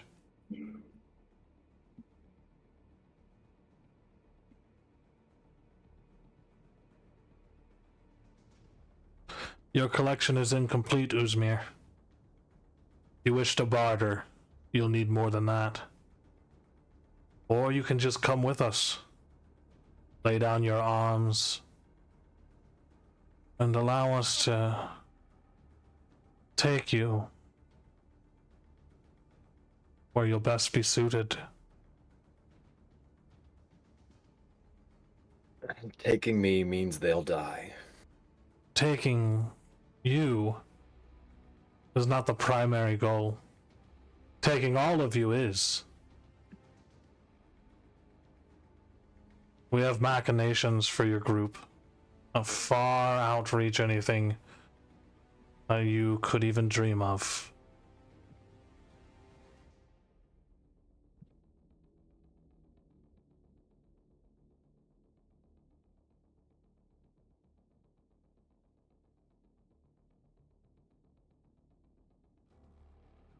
Are you doing anything, Uzmir?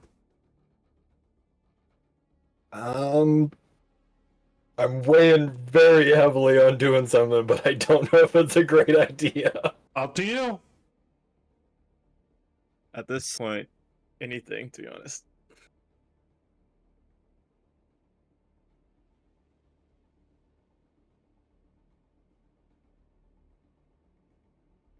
As if I do something, it could be rather chaotic. You saw Zephyrion cast a healing spell on Riven. Right. But I know that if they take the party, we are at extreme risk of dying. That is true. You're also at extreme risk of dying right now. Right. But that doesn't involve fucking torture. That's true.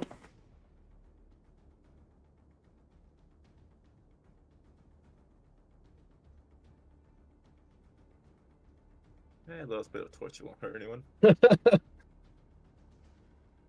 Am I allowed to inquire from the party? You're gonna yell. Well, what's left of it? You can use your Well, action yelling to the party.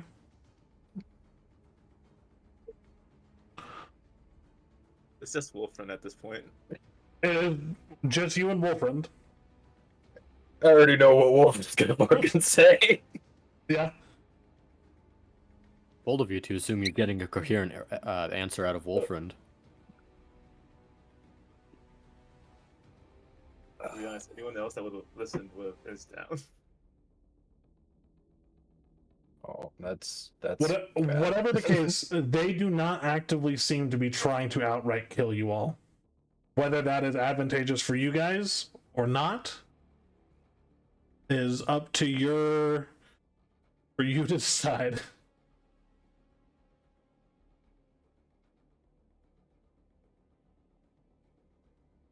All right, I have a couple of questions.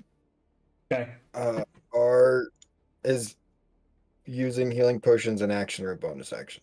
Using a healing potion on yourself is a bonus action. Using it on somebody else is an action. Okay.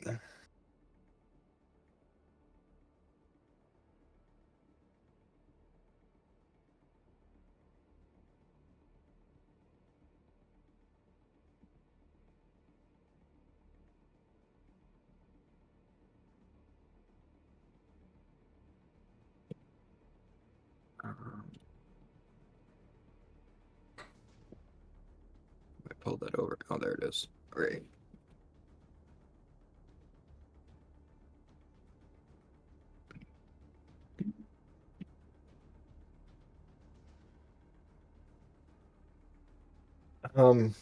Yeah, I don't think I'm gonna take his deal, guys.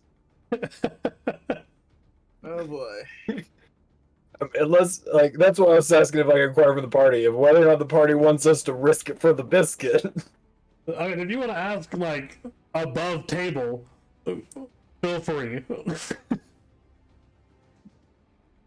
And I don't want to meta game when I ask this, guys, but Yeah, okay. do we risk the fight here, or do we risk being taken? Use explosion. No, I that's not mean- the Like, explosion. I'm just saying, I exploded. I used self-destruct. Yeah, it's still 'Cause- there. And this is the problem. Like, I know how my character would act in this instance, Mhm. but I know how my character would act would be probably worse for the party at this instance. Well, you also have to think Uzmir's not stupid. If they do take you, they're probably taking you closer to your goal. Like, to where your goal physically is. Right, but we will be captured, most likely stripped of everything. It's like level 1. You will be captive. That doesn't mean you won't have a chance to break free. Yeah, prison break. But do what Uzmir would do. That's the problem.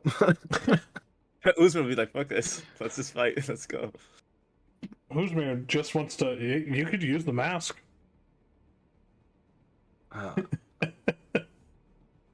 Well, like there's more wrapped in than just the mask if I continue this. At least they can't take the mask. It is a part of you now. They're just gonna dissect Uzmir. Nothing bad.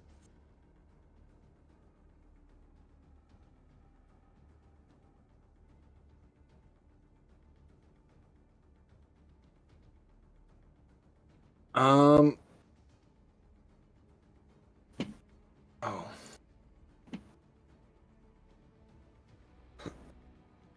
You know, even if I surrender, the wolf most likely won't. Then we'll take him by force.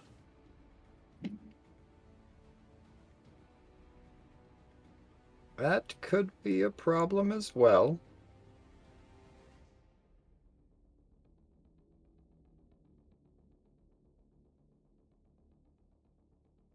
Can I see underneath this fucking Tyrannosaurus all the way down here? Yeah.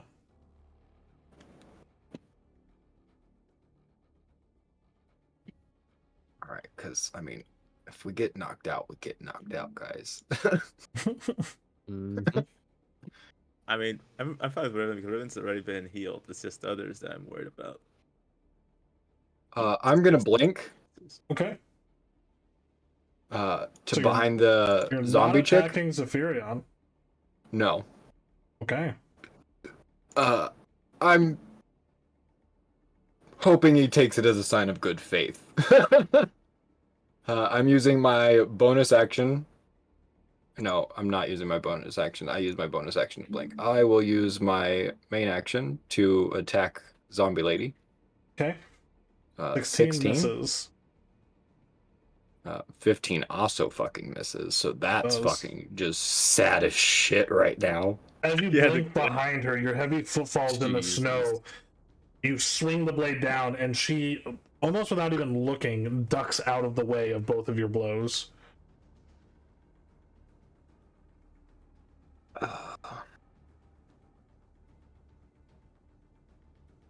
I think that is all I am able to actually do. Okay. It is about this time that the darkness fades as Malachi needs to dismiss it before he hits the ground. And he will cast Fly on himself. I am so glad Riven escaped that because that would have been horrendous. Yeah, that'd be a 500-foot fall. That is a lot of damage. Oh, that's instant death, I think. That'd be one of his hit points. I mean, it's like 50 D8 or 50 D10.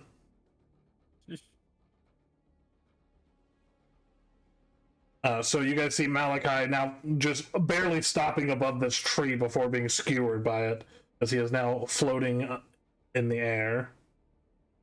His action is to cast Fly. His bonus action is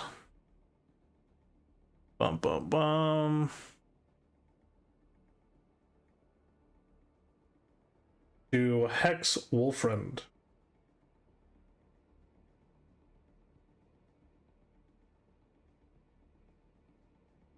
So with that, Wolfriend,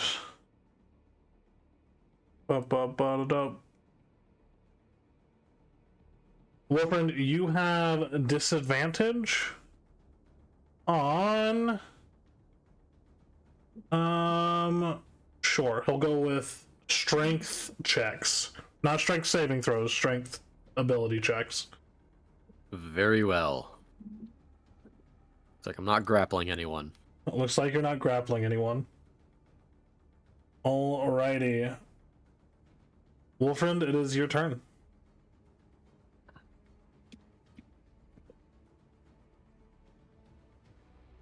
I am going to assess the battlefield around me. Think inward. Yeah, so looking around, you see now Uzmir face to face with Arya. You see Vashik looming over the body of Mavra, who is unconscious. You see Fiala, her scimitar bloodied, as the body of Victor lies in the snow towards the back. And Riven is now strapped and attached to the dinosaur's body. I will think inward, reaching for the Aegis. You promised me power, revenge. Now is the time. Please, it's not enough.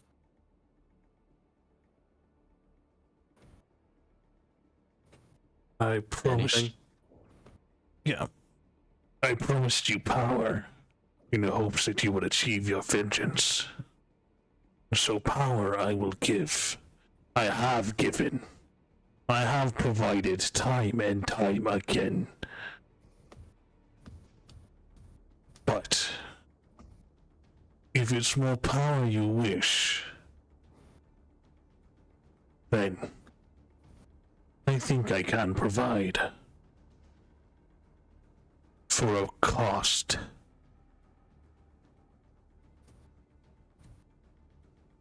Name your price. There will come a time in the future where I will need use of your faculties. Agree to these terms. You what? I think I'll keep that to myself for the moment.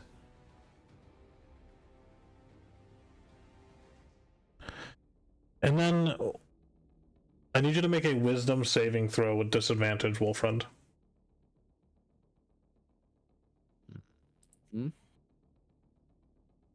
It's a 14. You take 10 points of psychic damage.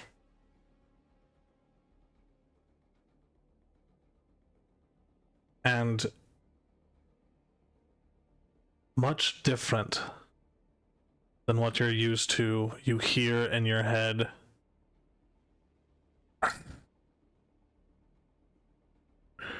If it's power you wish, then you don't need the help of the one you've leaned on and lost to so often.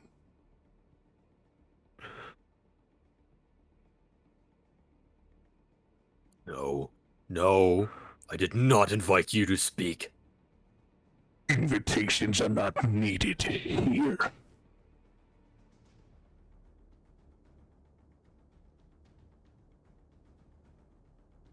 You sit back, you know your place. Now is not the time for this. I think it is. Wolfriend, at this time,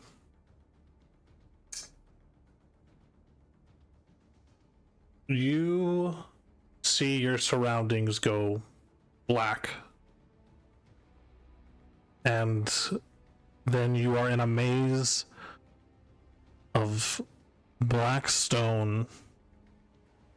You see roses the color of blood with thorny vines that erupt from them, breaking through cracks in stone. And you're bound by these thorny vines against a wall in this maze. So, at this time, as the current vessel of Blood Reaver,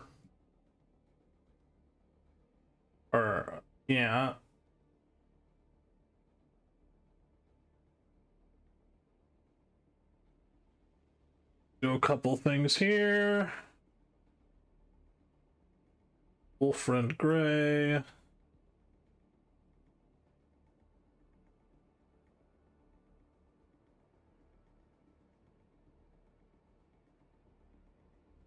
Fellas, I think I fucked up. Just a little bit, maybe. Wolfriend's body has 120 temporary hit points.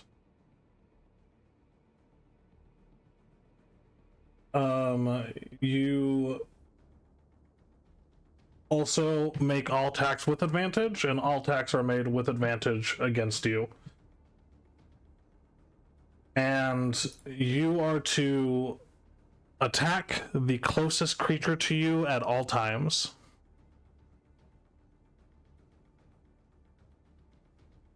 Where that sits here, that is the end of your turn.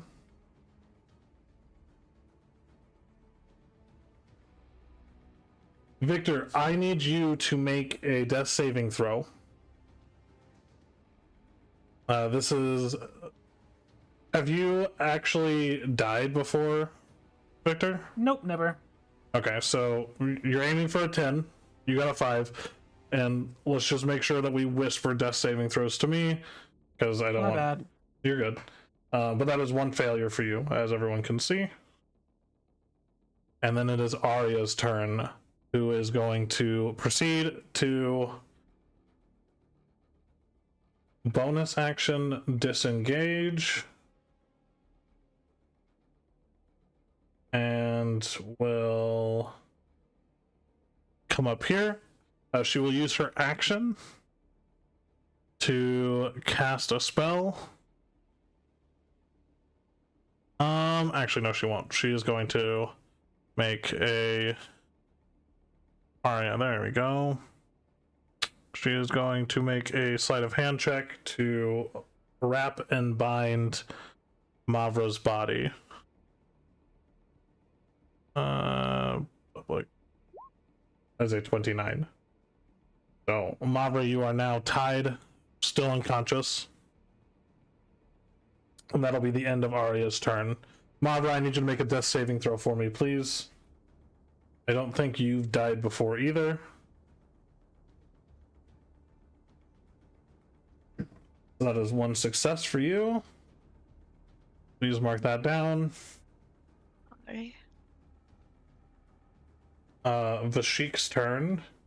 He will use a bonus action to drink a health potion.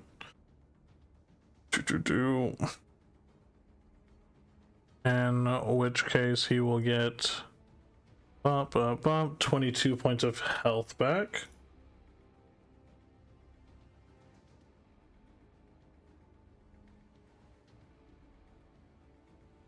And use his movement to come. Sure. Come up here, and we'll make 2 attacks against you, Uzmir. Before he does, he says, "You should really think about taking the deal."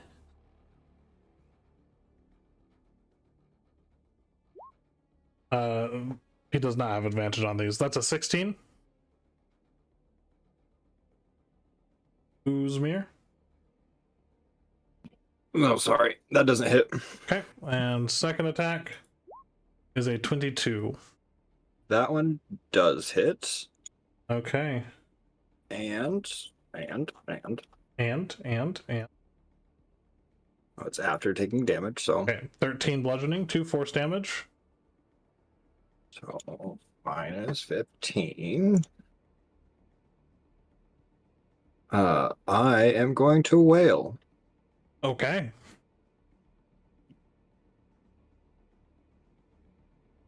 So that is 2d6. No, 2d4.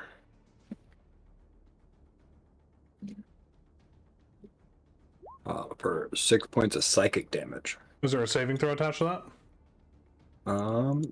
No, there is not. Okay. It's just creatures within 5 feet take 2d4 psychic damage.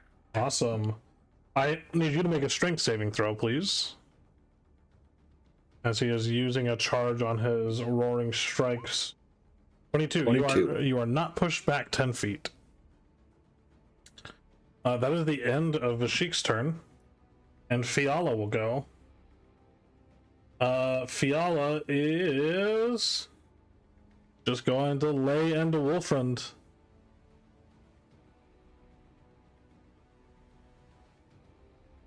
Yep. All creatures have advantage against you. That is a 32 to hit. Yep. For 16 slashing and 3 fire. In your current state, you take half damage from bludgeoning, piercing, and slashing. So that is 8 slashing and 3 fire.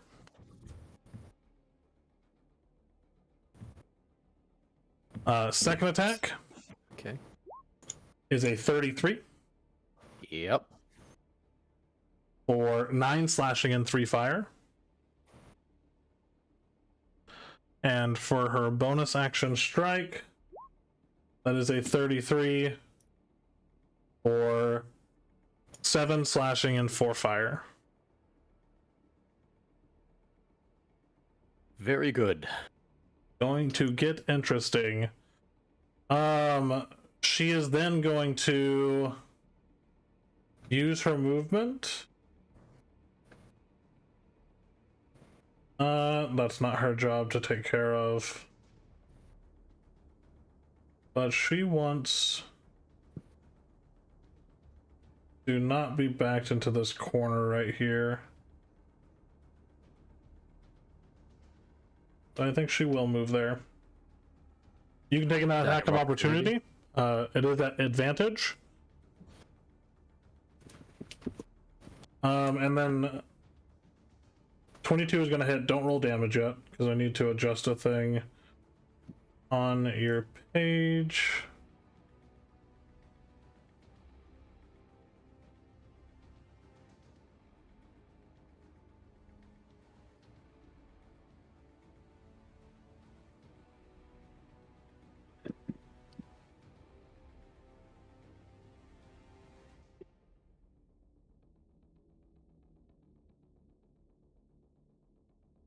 Yeah. So you now have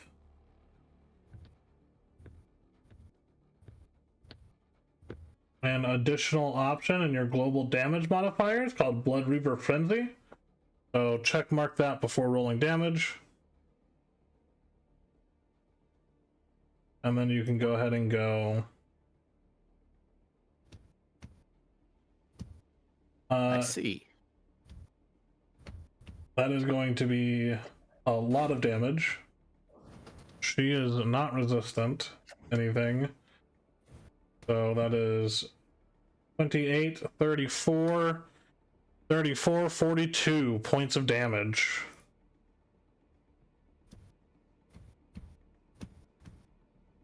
That is at the end of Fiala's turn. Riven, you are stabilized but unconscious. Okay. Vilcus is going to lumber this way before using the same spell, Thorn Whip, to bind and pull Mavra.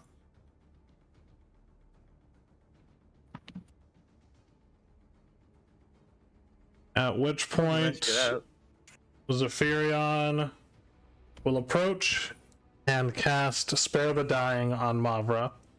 Mavra, you are no longer in a dying state, but are still unconscious. We did it. Uzmir, it is your turn. So, can I see Wolfren from where I'm at? You can. So I could see that he is definitely not his fucking self, right? Roll an insight check.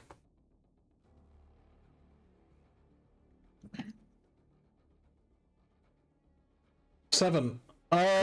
He seems harried by the battle. He seems frustrated and angry, and pretty perturbed at the events that have transpired. So, I mean, I was gonna offer. He's screaming like a madman. he's also screaming So- like a madman. But you are in the middle of battle. His childhood friend and ally, zombie girl, is here. And the people who killed the rest of his team are the ones you're fighting. In your mind, perfectly normal. Yeah, he good. He's fine. I would have said, obviously, he's fucked up, but he hasn't attacked any of you guys yet, so nothing seems untoward at this moment.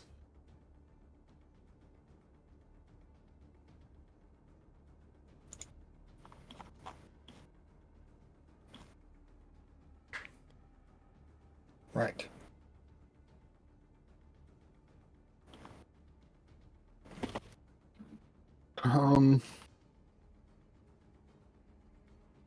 Son of a bitch. I am gonna use. I gotta do some math real quick because I just seen something that I've been forgetting. Okay. I got 18.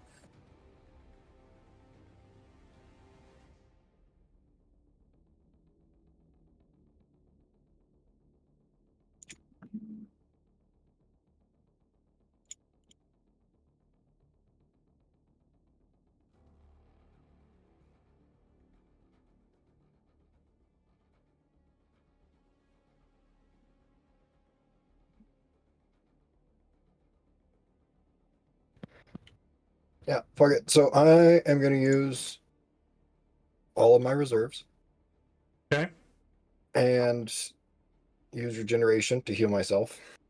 got it. I'm actually technically overhealing, but I had to overheal to get Right. the full health. So, and then So you have 0 magic fuels left? I have 0 magicules left. Got it. And then I'm gonna go Harbinger. Okay.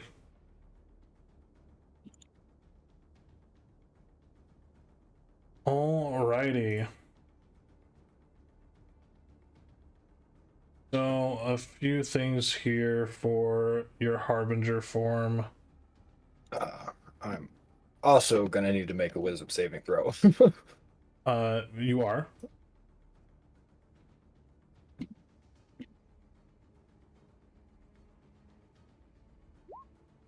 $15.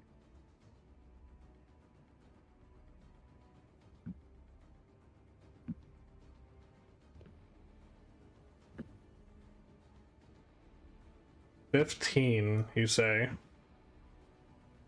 Yeah, not bueno.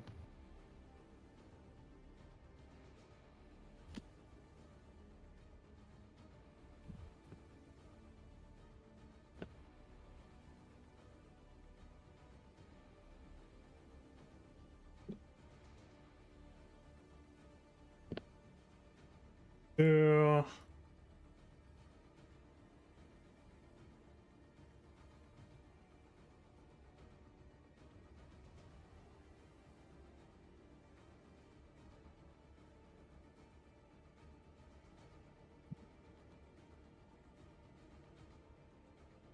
Okay.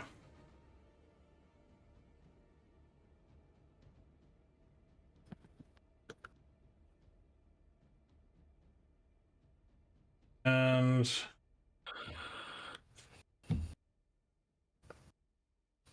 this is only a partial because I didn't actually expect you to go Harbinger. So some of this will be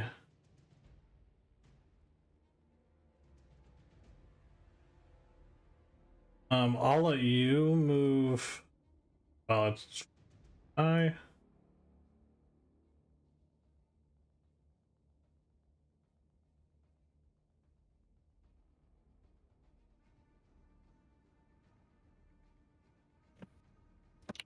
is fine though.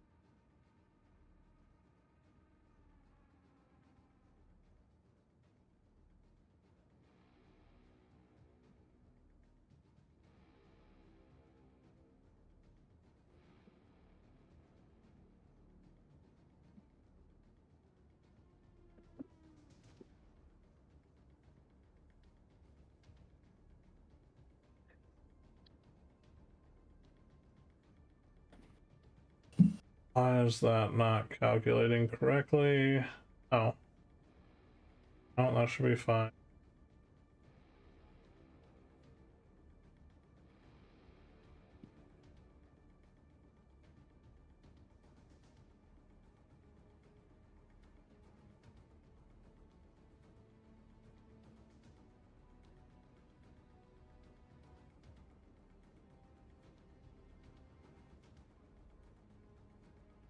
Are you just using your Void Reaper? Yeah.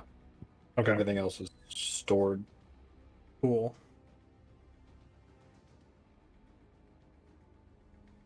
for now. There are some things that you're probably going to be familiar with, so I'm not fully putting them in there. But I need you to open up your Harbinger character sheet as well.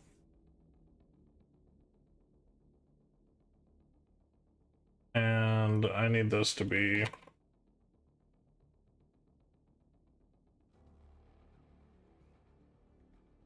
Go.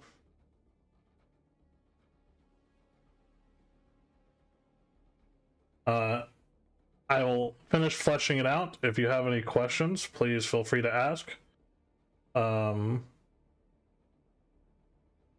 I needed to Okay. add one more thing.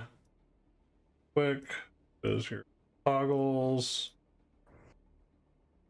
Don't auto roll, and then I need a. Oh.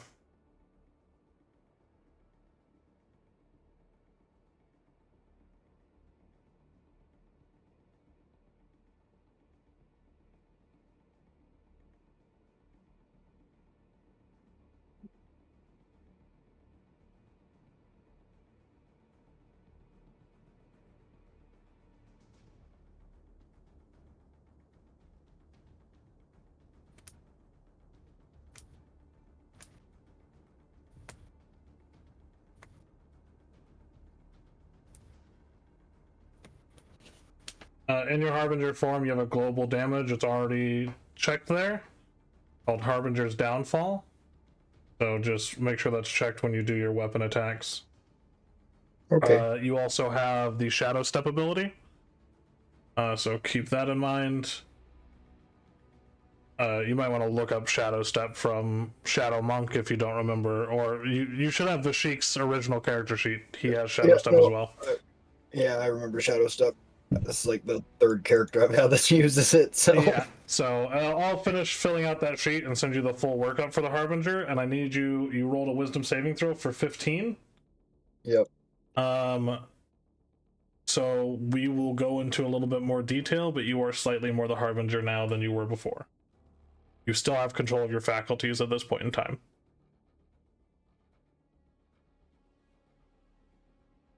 So,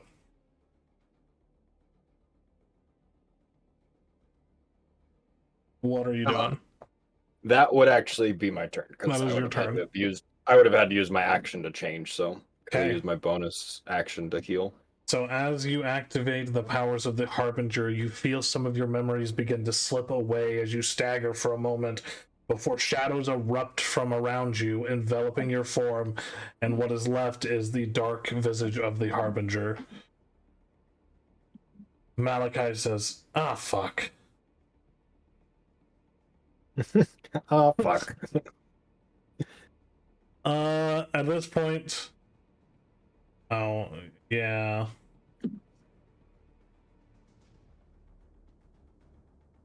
I'm trying to translate from a sheet that I have written up next to me in Google Docs. There we go. As the Harbinger, you also have Devil's Sight, which kind of fucks some shit up, but that's fine. He's flying, so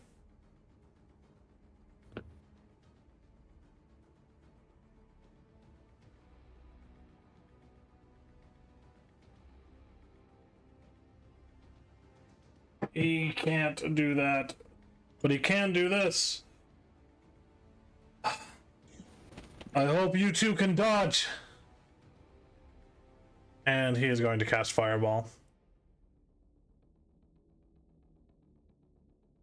If all else fails, fireball. I said I don't care how big the room is, or if my party is right there. At this point, you have transformed into a very dangerous creature.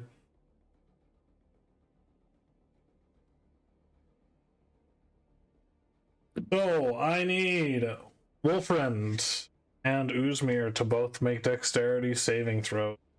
Please and thank you. Uh-huh. That is a failure, Wolfriend. Indeed.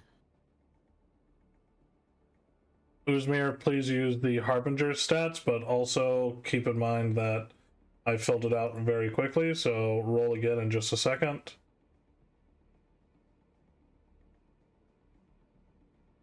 Oh, his level's not where it should be.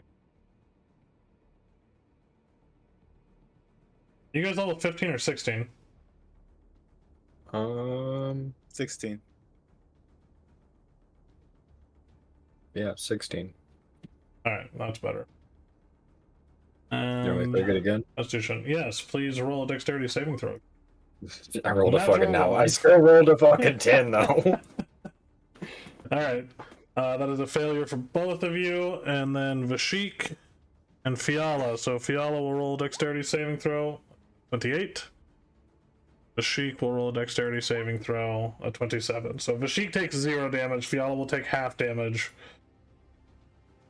So that is 33 plus 17. So Okay, I'm deleting the radius. yeah, that's fine. 50 points of fire damage. Fiala will take 25. Yeah, because it's he upcast it. So if you look above it, there's no, additional 17. Yeah, I see now.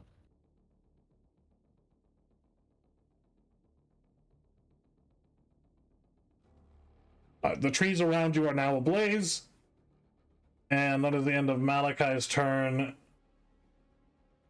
He will fly up about another 10 feet. So Malachi is currently about 40 feet in the air. Blood Reaver, it is your turn. Uh-uh. And you gotta attack. Yes, I do. Moving 5 feet. We're attacking Fiala. With advantage.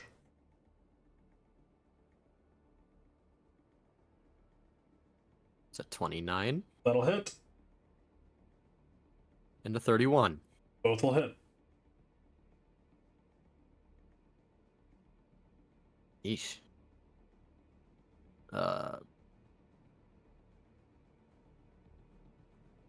34 and 33. Oof. Total is 67. There is a thing that I have forgotten I can do with Blood Reaver on each of my turns. Fiala needs to make a Wisdom saving throw. Okay. DC 16. That is a 6. Oh. Ignore that Radiant Necrotic. And I believe she is now frightened. No, she is not, actually. Unless she she's don't immune. get scared. As you run up behind her and you slash twice, ripping through her form, you, Wolfriend, can't see any of this, but the rest of you, Uzmir, you see as this final strike goes in, he cleaves the blade into her back as it pierces through the front of her abdomen. She coughs up blood and falls to the ground.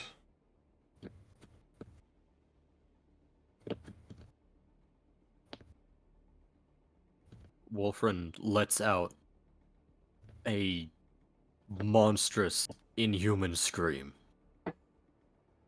and starts to look towards Harbinger Uzmir Yes, you do. as the next closest creature.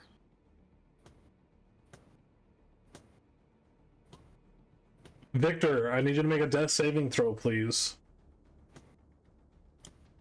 Oh yeah. Oh no.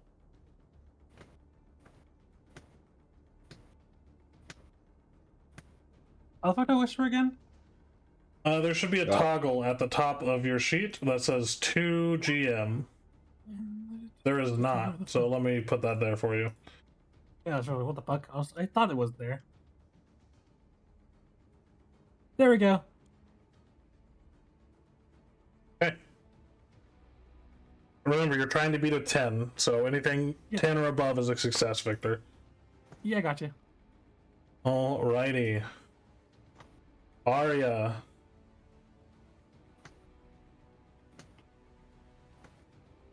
Move 30 feet. So she is going to come. Actually, she's here. Gonna come. Ooh. Slim Pickens. No, she's on retrieval. And we'll attempt to bind Victor.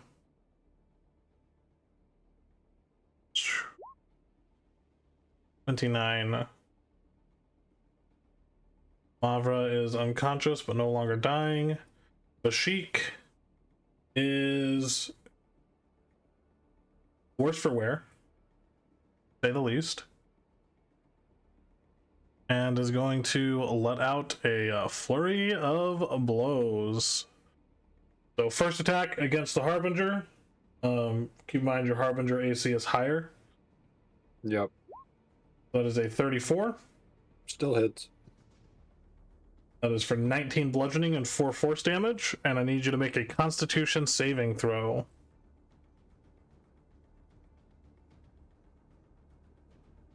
You are still within. 27. Never mind. Okay, you are not stunned. Mark that off. Second attack is a 26 Still hits. for 18 bludgeoning, 3 force. And I need you to make a Constitution saving throw.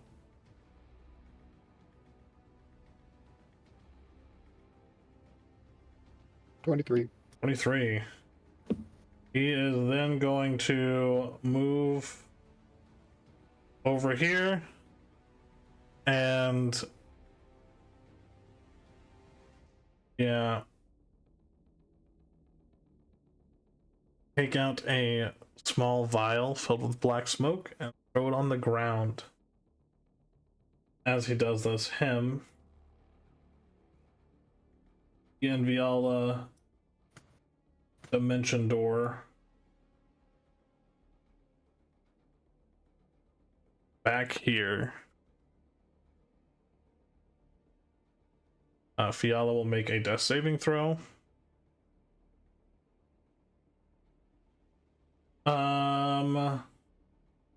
Yeah, we'll just do that. Okay. Riven Vilcus is going to continue to make his rounds. This be uncomfortable for him. Oh. And whip up Victor. Yay, another one. Zephyrion is going to come down and cast Spare the Dying on Victor.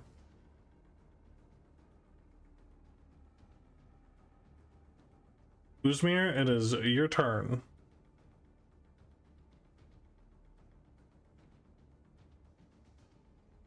Sweet.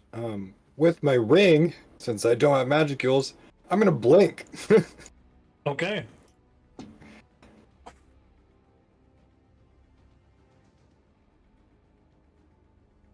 You don't run from me, boy. I run from I- everybody.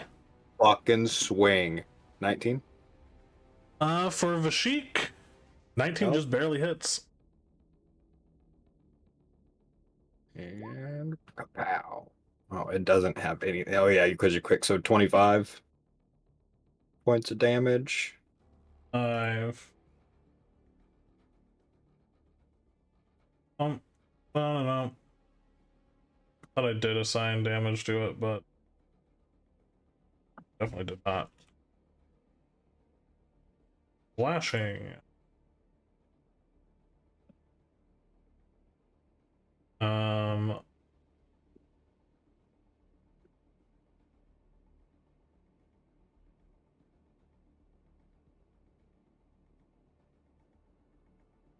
There you go. Now they have damage applied to them.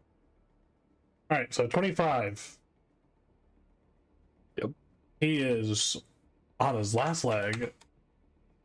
Good, because the next one's a 33 33 definitely hits. for 26. 26 points of damage. As you strike down, you cleave into his tiny but formidable form as he slams into the ground.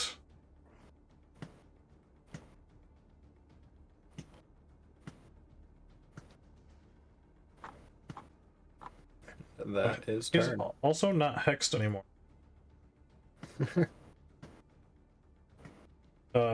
Wolfriend is also not hexed anymore. All right. Malachi.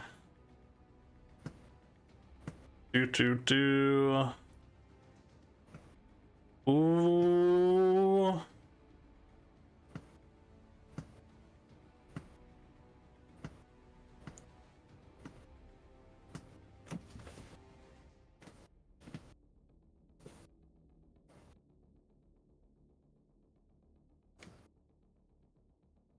God, this would be so fucking stupid.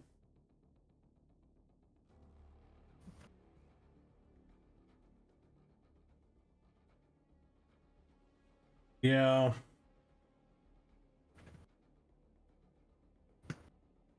I think.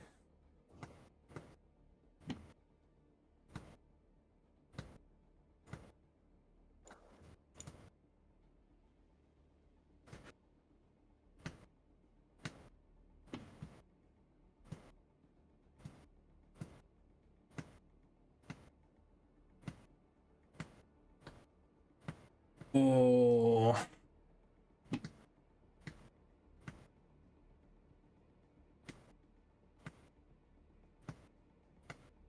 Can he do this?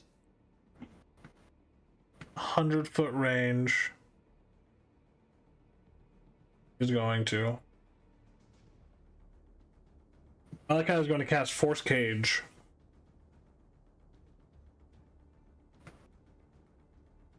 Okay.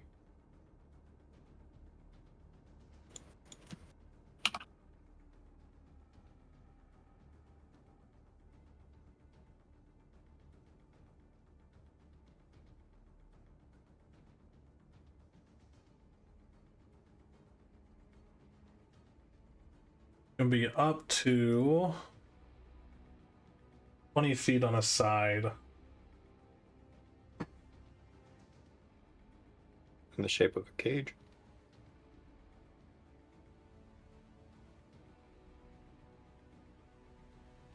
He is quickly trying to figure out who he should be targeting.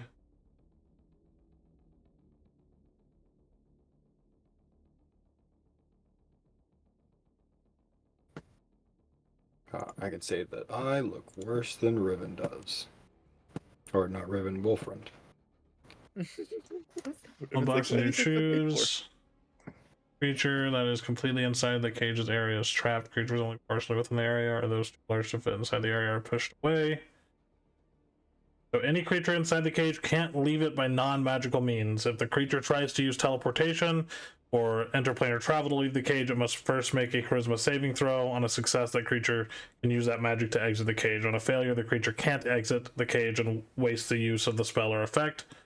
The cage also extends into the ethereal plane, blocking ethereal travel. This spell can't be dispelled by dispel magic. So Uzmir, a cage of kind of bluish shimmering energy appears around you.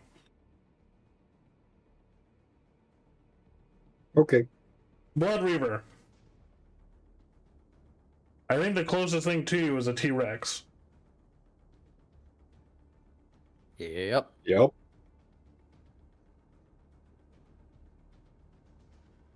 I'm going And our bodies. wandering towards it.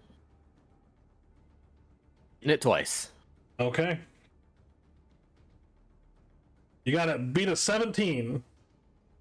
That hits. That's a 30. And a That 27. hits.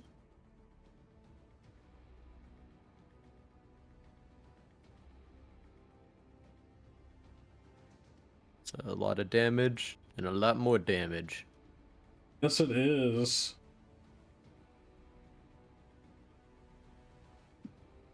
$45 for the first. 84 in total. No.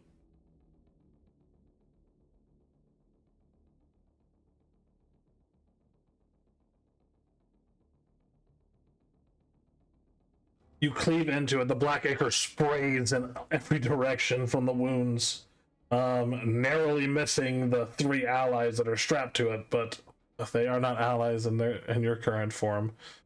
Oh, no. Wait. Okay. How big is the T-Rex? How big is the T-Rex?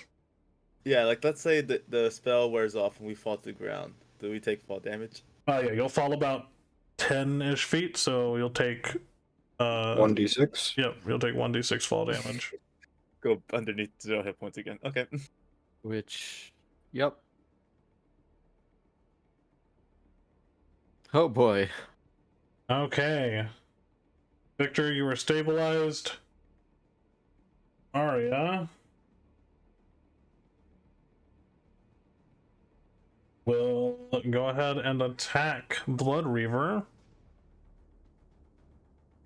She will get sneak attack on this. Cut dagger. That is a 20 to hit you, Wolfriend. Oh, she has I do advantage not because have- she's flanking. Ah. And she's always got advantage against him. Oh, yeah, that's right. Everyone has advantage against Oh, me. yeah, that's true as well.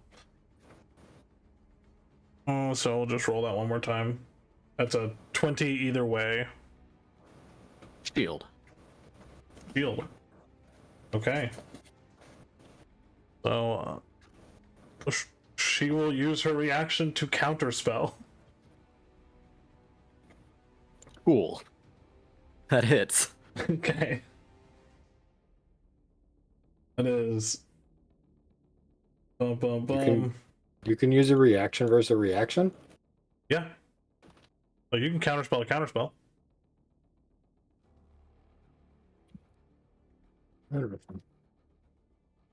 So you take 27 sneak attack, 11 piercing, and 3 necrotic. I already reduced the necrotic. 11 piercing? 11. Oh, no, you take half damage from piercing, so that'd be 5 piercing. And what was that last bit of damage? 3 points of necrotic. Cool. Okay. Not chewed through my temporary hit points. And Just barely. Vashik will make a death saving throw. Okay. Has Vashik died before?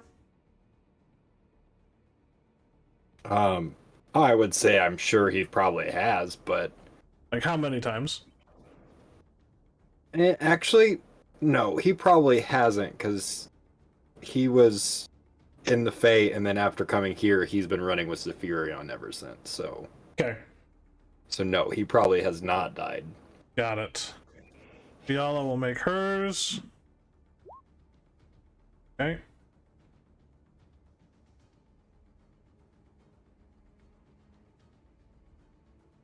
Riven, you're good. Vilcus is looking worse for wear. He's going to chomp down with advantage against Mr. Blood Reaver himself. So bite attack. Advantage. It is a 24 Yep. for 43 points of piercing damage. Youch. Medium or smaller creatures are grappled. So you are now grappled in its teeth.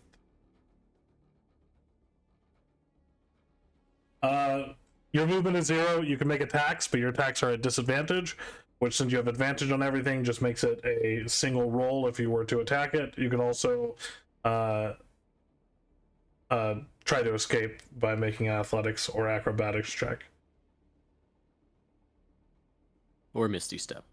Or Misty Step. Up to you. It is Zephyrion's turn, who will come over here. You fought hard, Uzmir, but not hard enough. And we'll cast... You can't do anything to Uzmir because spells can't pass through the force cage. But he can...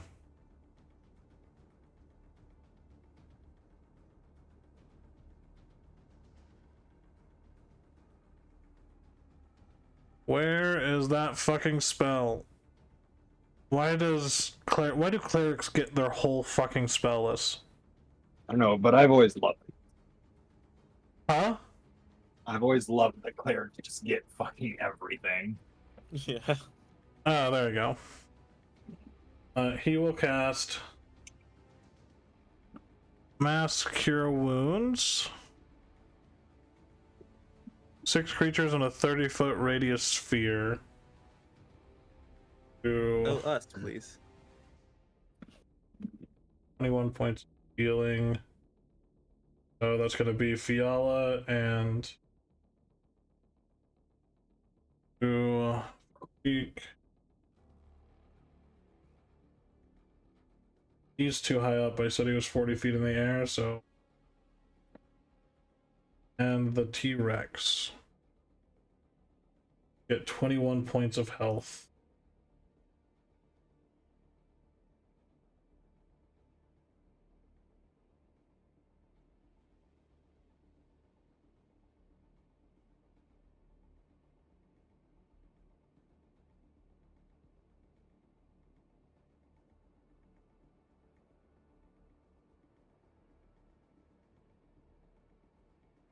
We can stop this now, Uzmir. Or should I say the Harbinger? It is your turn, Uzmir. Say that again. It is your turn. Oh. He said we can stop this now, Uzmir, or should I say the Harbinger? Yeah, I thought somebody said something after that, so. Oh. Yeah, Vashik opens his eyes and says, yeah, fuck you.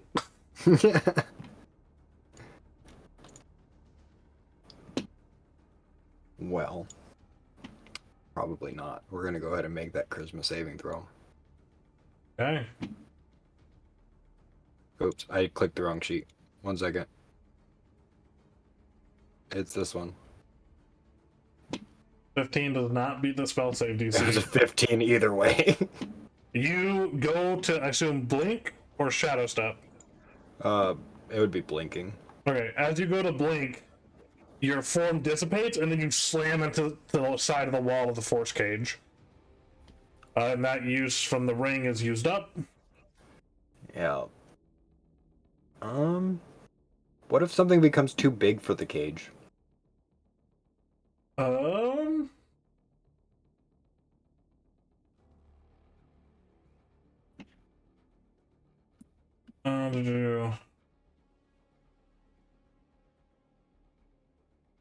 So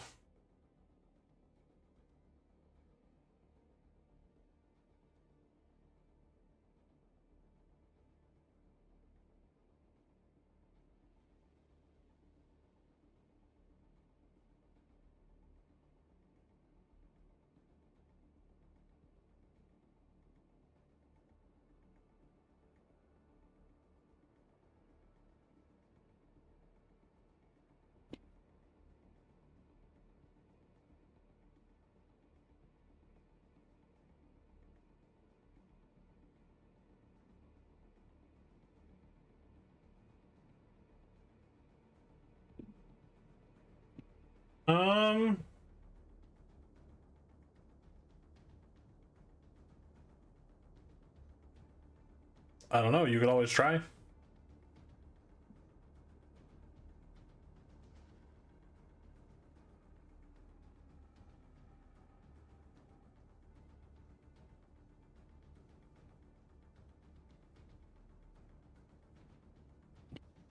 Mm.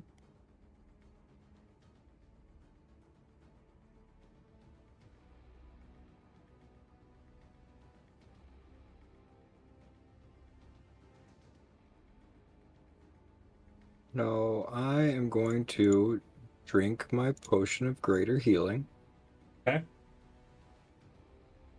I don't think clicking that did anything. It doesn't. It's 4d4 plus 4.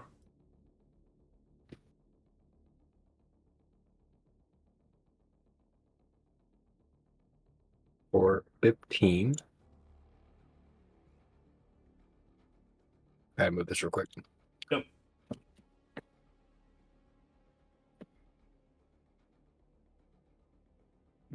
Um, And then we're gonna put the on the map layer.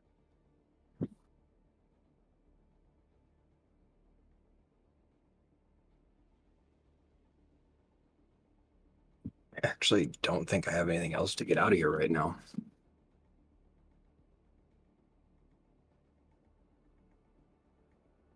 Okay, do you want to hold your action or anything? Or your action would have been to blink. That would have been my bonus action. Okay, then your action would have been to drink the potion. Yeah, so I am done. Okay, do you want to move at all? No, I'm just standing here staring outside at him. Alright. Malachi is going to get some distance from the guy who keeps killing everybody. There's a fly speed of 60 feet, so he will happily go over here. Wolfriend, I think the closest creature to you is still the Tyrannosaurus Rex as you are inside of its toothy maw. Indeed. So these are going to be straight rolls for the attacks. I don't think Wolfren would have the presence of mind to not or try and break himself free first. So 2 attacks he shall make. It's 26 hits. and an 18. 18 hits.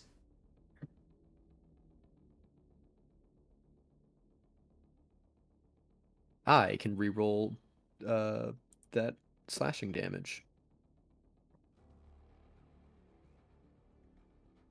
It's a little better.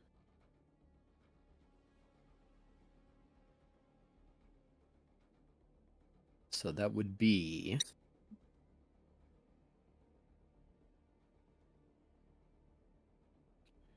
25 damage on that first strike. I completely fucked that up. It's 71 points of damage total. Hot damn. Just that. The T-Rex is no longer a T-Rex.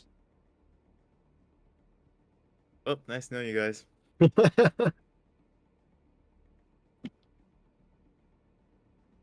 Bum bum.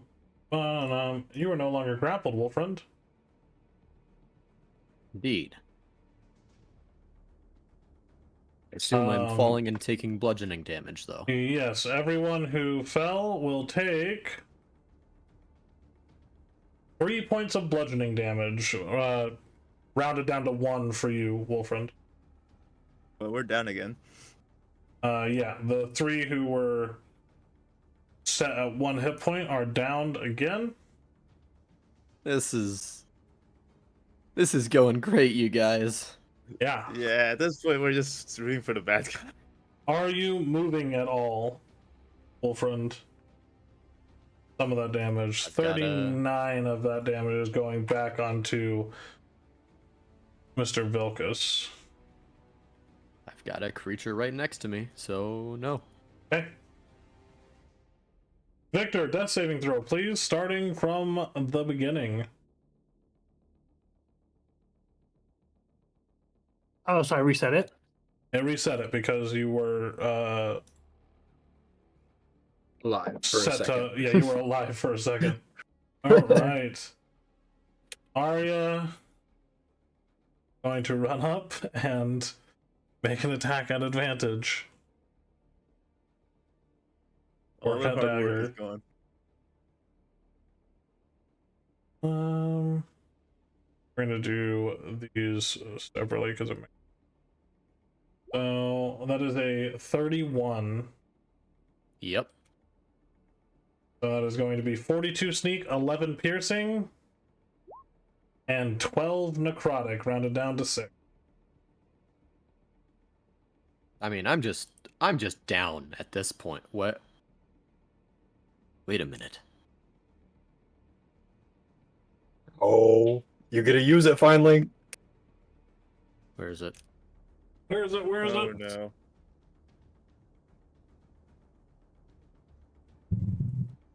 Yeah. Dark Rebirth. When the wielder was reduced to 0 hit points but not killed outright, they can make a Constitution saving throw, DC 8 plus half the damage taken. Okay, so Which... Oh god, that's a lot of sneak attack damage. So Jesus, a lot of that's a sneak lot attack of damage. sixes. Yeah, I don't know if you're gonna be able to make that. Taken. It is a 37 that you have to beat. So Yeah, I don't think you're gonna beat that. roll That, a natural 20, I'm pretty sure. Yeah.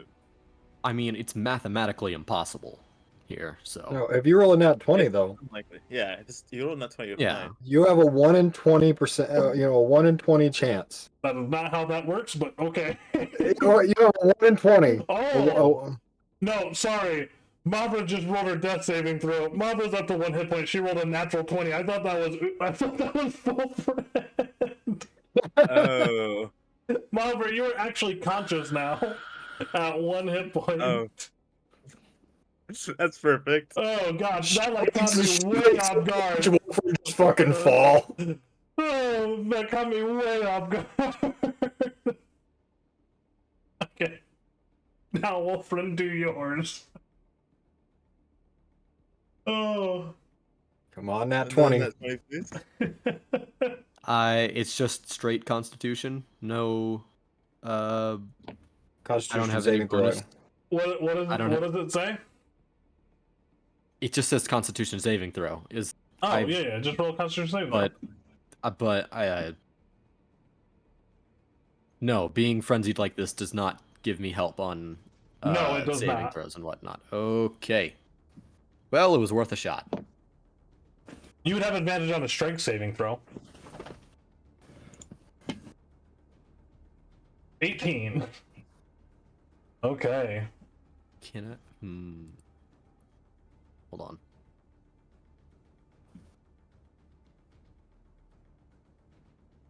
+4.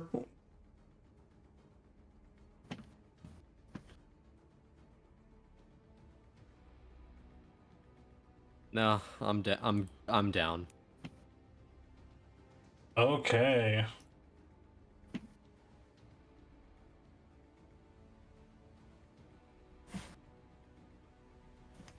Mavra, you are awake and bound on the ground. Woke up just to see Wolfram fall. Yeah, you woke up Yep, just in time to see us Wolfram bleeding hit out. the ground. Yep. And I was bleeding out with like head damage. What did I roll to try to get unbound? You can roll an athletics check for me. What is the fuck is up with Yeah, what was this before? you? To be fair, I hit all my hits before I went down, so that wouldn't have saved me. You easily get out of your bindings. Yeah. And Do I get actions? Coddle's ribbon. Yeah, you have actions. Okay. Yeah. I would like to feed a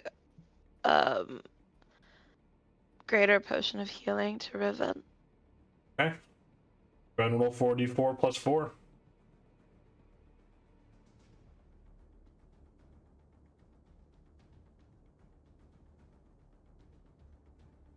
Sorry, Victor, go fuck yourself. Riven, you are now conscious and bound on the snowy ground.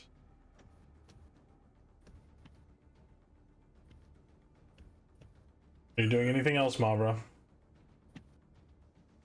I'm going to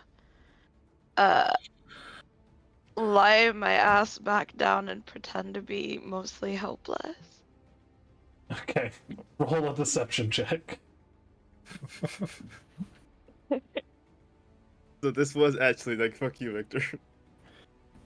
I can't do anything else. I can't feed him, and I know that Riven's gonna be kind of fucky wucky because he's died a lot. Oh yeah. I'm just a little fucked up, guys. 14. Alright, I'll keep that in mind. Perfect deception roll right there. All right. I mean, first of all, I am hurt. Okay, it's not that unbelievable.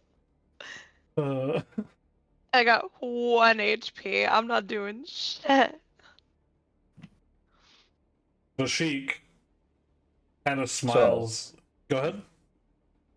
Since I could see the party since the trees are fucking burned at this point, right? Yep. And I watched Wolfrin fall. Yep. Would I be able to basically concede at this point and not continue battle phase? Yeah. If you wanna, what do you say? I'm not gonna actually say anything at first. Okay. I would change back to Uzmir from Harbinger, though. Okay.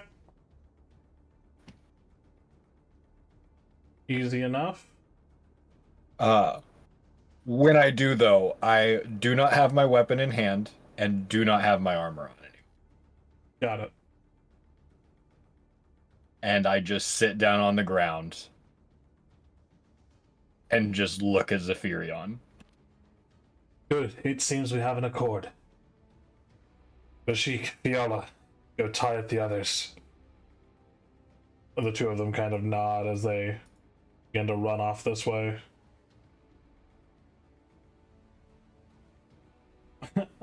Since we're out of battle phase, we'll move through this as those two go. Riven, are you doing anything? You are tied and bound on the ground. Riven's gonna look around, and first it's like a bit confused because he just woke up after drinking a potion, and he's gonna look at everyone else. And he sees basically Victor and Wolfriend are unconscious, right? Hmm. He kind of gets to guess the situation, but he gives Mavra just a little like whispered thank you. And he is going to actually cast a quick spell. Nothing really bad. Don't worry, he's not gonna kill anyone. I didn't think Yet. Riven was capable. I know, right?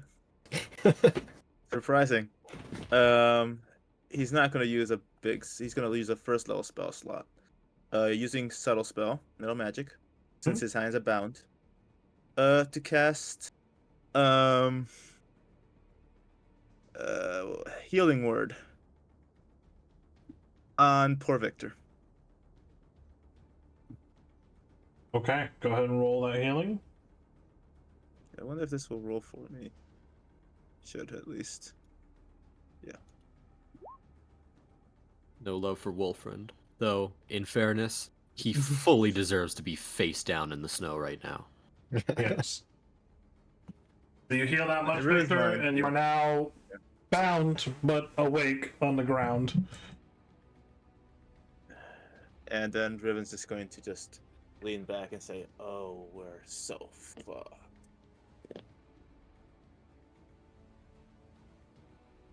And yeah, that's his turn. Okay.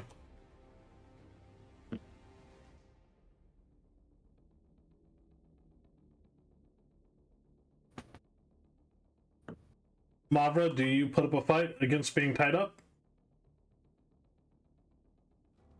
Nope.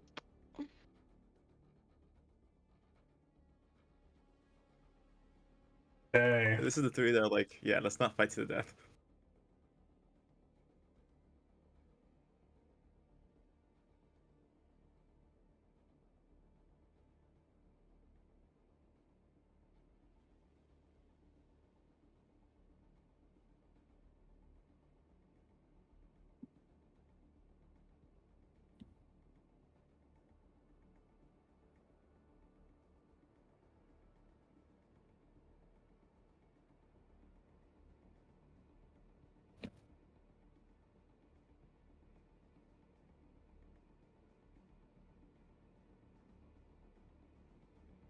Alrighty then. Zephyrion will walk over, cast Spare the Dying on Wolfriend, as Vilcus cures him with a Thorn Whip. And then we'll walk back over to Uzmir. So if we let you out, you're not going to put up a fight, right?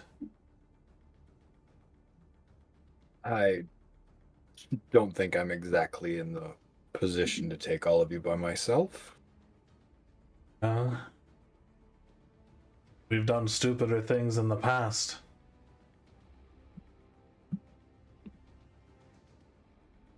Well,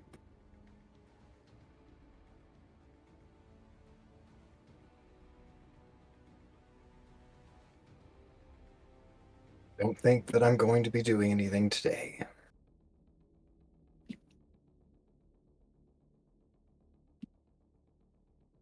Alrighty.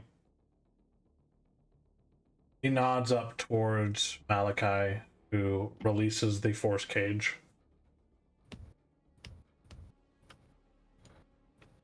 I'd like to make an action Okay. and use the band of calling. No, I'm kidding. Hey, up to you, man. Vanna here we go. The last stand.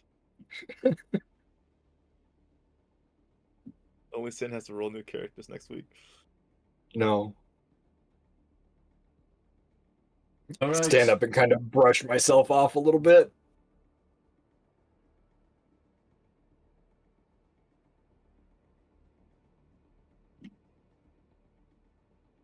This might be the day you thought you'd catch Jack Sparrow. I'm gonna blink away.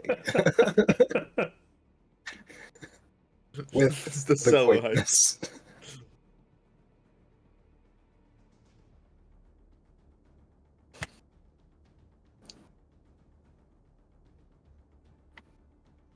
We can Uthmir's solo heist.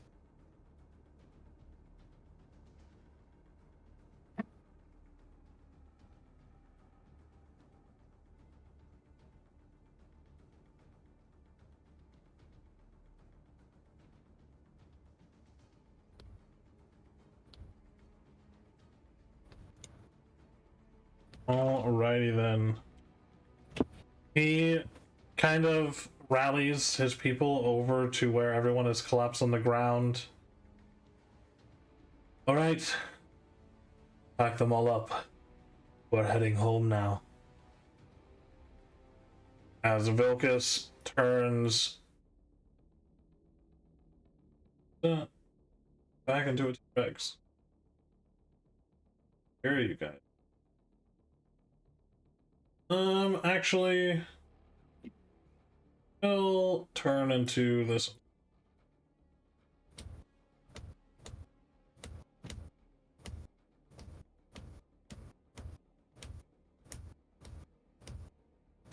Oh, that looks friendly. Corrupted giant ape. Scoop up 3 smaller party members, and Fiala will throw Wolfriend over her shoulder.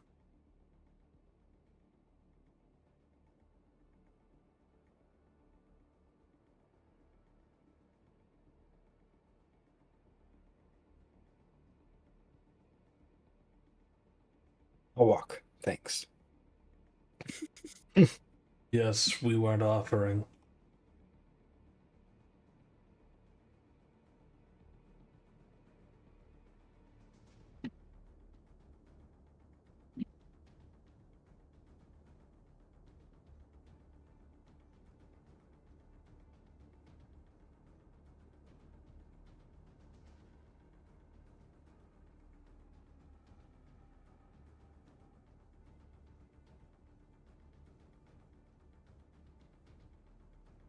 Alrighty then. So as you all get scooped up, we'll change this a little.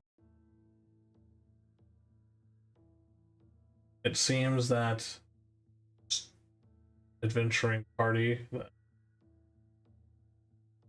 overtaken you guys plans to head back to wherever it is they call home. Wolfriend. A weightless fall pulled you away from the battlefield and into an endless night of silent dread. Your senses vanished in a blur, no sight, no sound, until you become aware of only your heartbeat echoing in a distant void. As your vision returns, you find yourself trapped in a bizarre place. Black stone walls twist into a vast labyrinth, corridors upon corridors of slick obsidian-like passages, air heavy and stagnant and laced with the scent of rust and roses. Thorny vines sprout from every jagged crack in the stone, blooming with crimson petals that glisten darkly, so fed by blood. Your arms and legs are pinned against one of these walls by the same barbed vines, the sharp thorns scraping your skin whenever you so much as breathe. Then you hear distant footsteps, perhaps the scrape of metal, echoing through the halls. First, no figure to be seen, and then as the shadows congeal into shapes, you see two distinct entities. Their presence presses on your mind like a crushing weight. You see one, a tall, wraith-like figure whose body seems to be sculpted out of living darkness. Tendrils of smoke coil around its arms, where a faint crimson glow pulses like a heartbeat. Its face, if it can be called a face, is a shifting mask of screaming rage and hunger, and in one hand it clutches the silhouette of a blade shaped suspiciously like the sword you now wield, and that now seemingly binds you. The other figure, towering, plated in spectral armor that flickers with deep violet light, gauntleted fists clenched at its sides, each movement resonating like distant thunder. Spikes adorn its pauldrons, and its visor is a yawning void, devoid of any human warmth. A faint aura of gloom ripples around it, mirroring the cursed armor that you wear in the waking world. As they advance towards one another, the air crackles with tension. Words do not form. Instead, sensations pound through your mind. Pure and raw intent, fury, and vengeance radiate from the Blood Reaver, while grim, crushing ambition resonates from the Dark Knight's Aegis, and for a moment the two curses clash in silent violence. Sparks of crimson and violet shatter the darkness, and this blackened labyrinth quakes as dust and rose petals swirl in chaotic bursts. Am I able to exert my will in any way in this space? What do you want to do? What can I do? You want to do? I mean,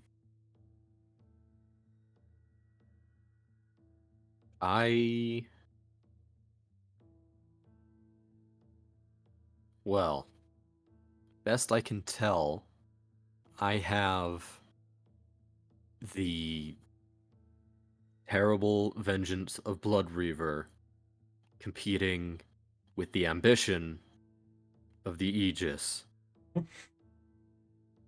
I'm assuming it's some sort of custody battle. Seemingly so. You can't make out what they are talking about or what is going on, other than the fact that they seem to be clashing at the moment. You, looking around, see this black stone labyrinth and these thorny vines, and as you look down at your arms, this is the first time in a long time you are in plain clothes. No weapons, no armor, nothing, just you. It is my body, is it not? Do I not get a say? As you say this, both of them shift their gaze to you almost instantaneously.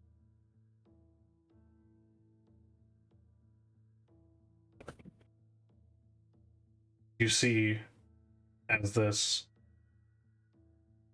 clash between these two was ramping up and ramping up just before any major fighting can unfold, the two warring forces seem to halt. The trembling in the labyrinth subsides and calms. An uneasy calmness settles over the area as they look at you and then look at each other, looking back and staring across the stony corridor, cocking their heads. Long have I relied on strength from items such as you. Long have I grown dependent And long have I let my own will falter because of it. I do not wish to be impotent any longer. Turn away from you. The lithe one raises one of his arms, almost talking with his hands, as the armored form, the Dark Knight's Aegis, kind of nods, looking at them. Seem to have come to some sort of understanding, a sort of parley passes between them. A union of dreadful convenience. Slowly, in tandem, both figures turn to face you once again in bound form.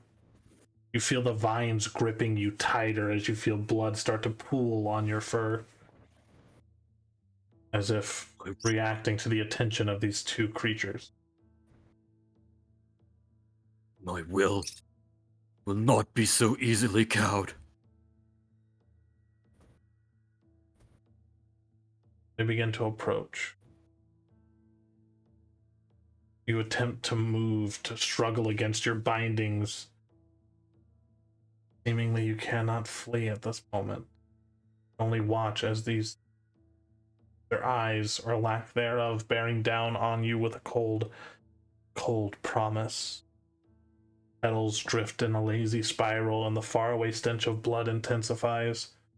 Edges of your vision begin to blur, color draining away until all that is left is the oppressive darkness of this labyrinth. The suffocating knowledge that currently stand at the mercy of these two cursed powers. And that's where we'll pick up next time.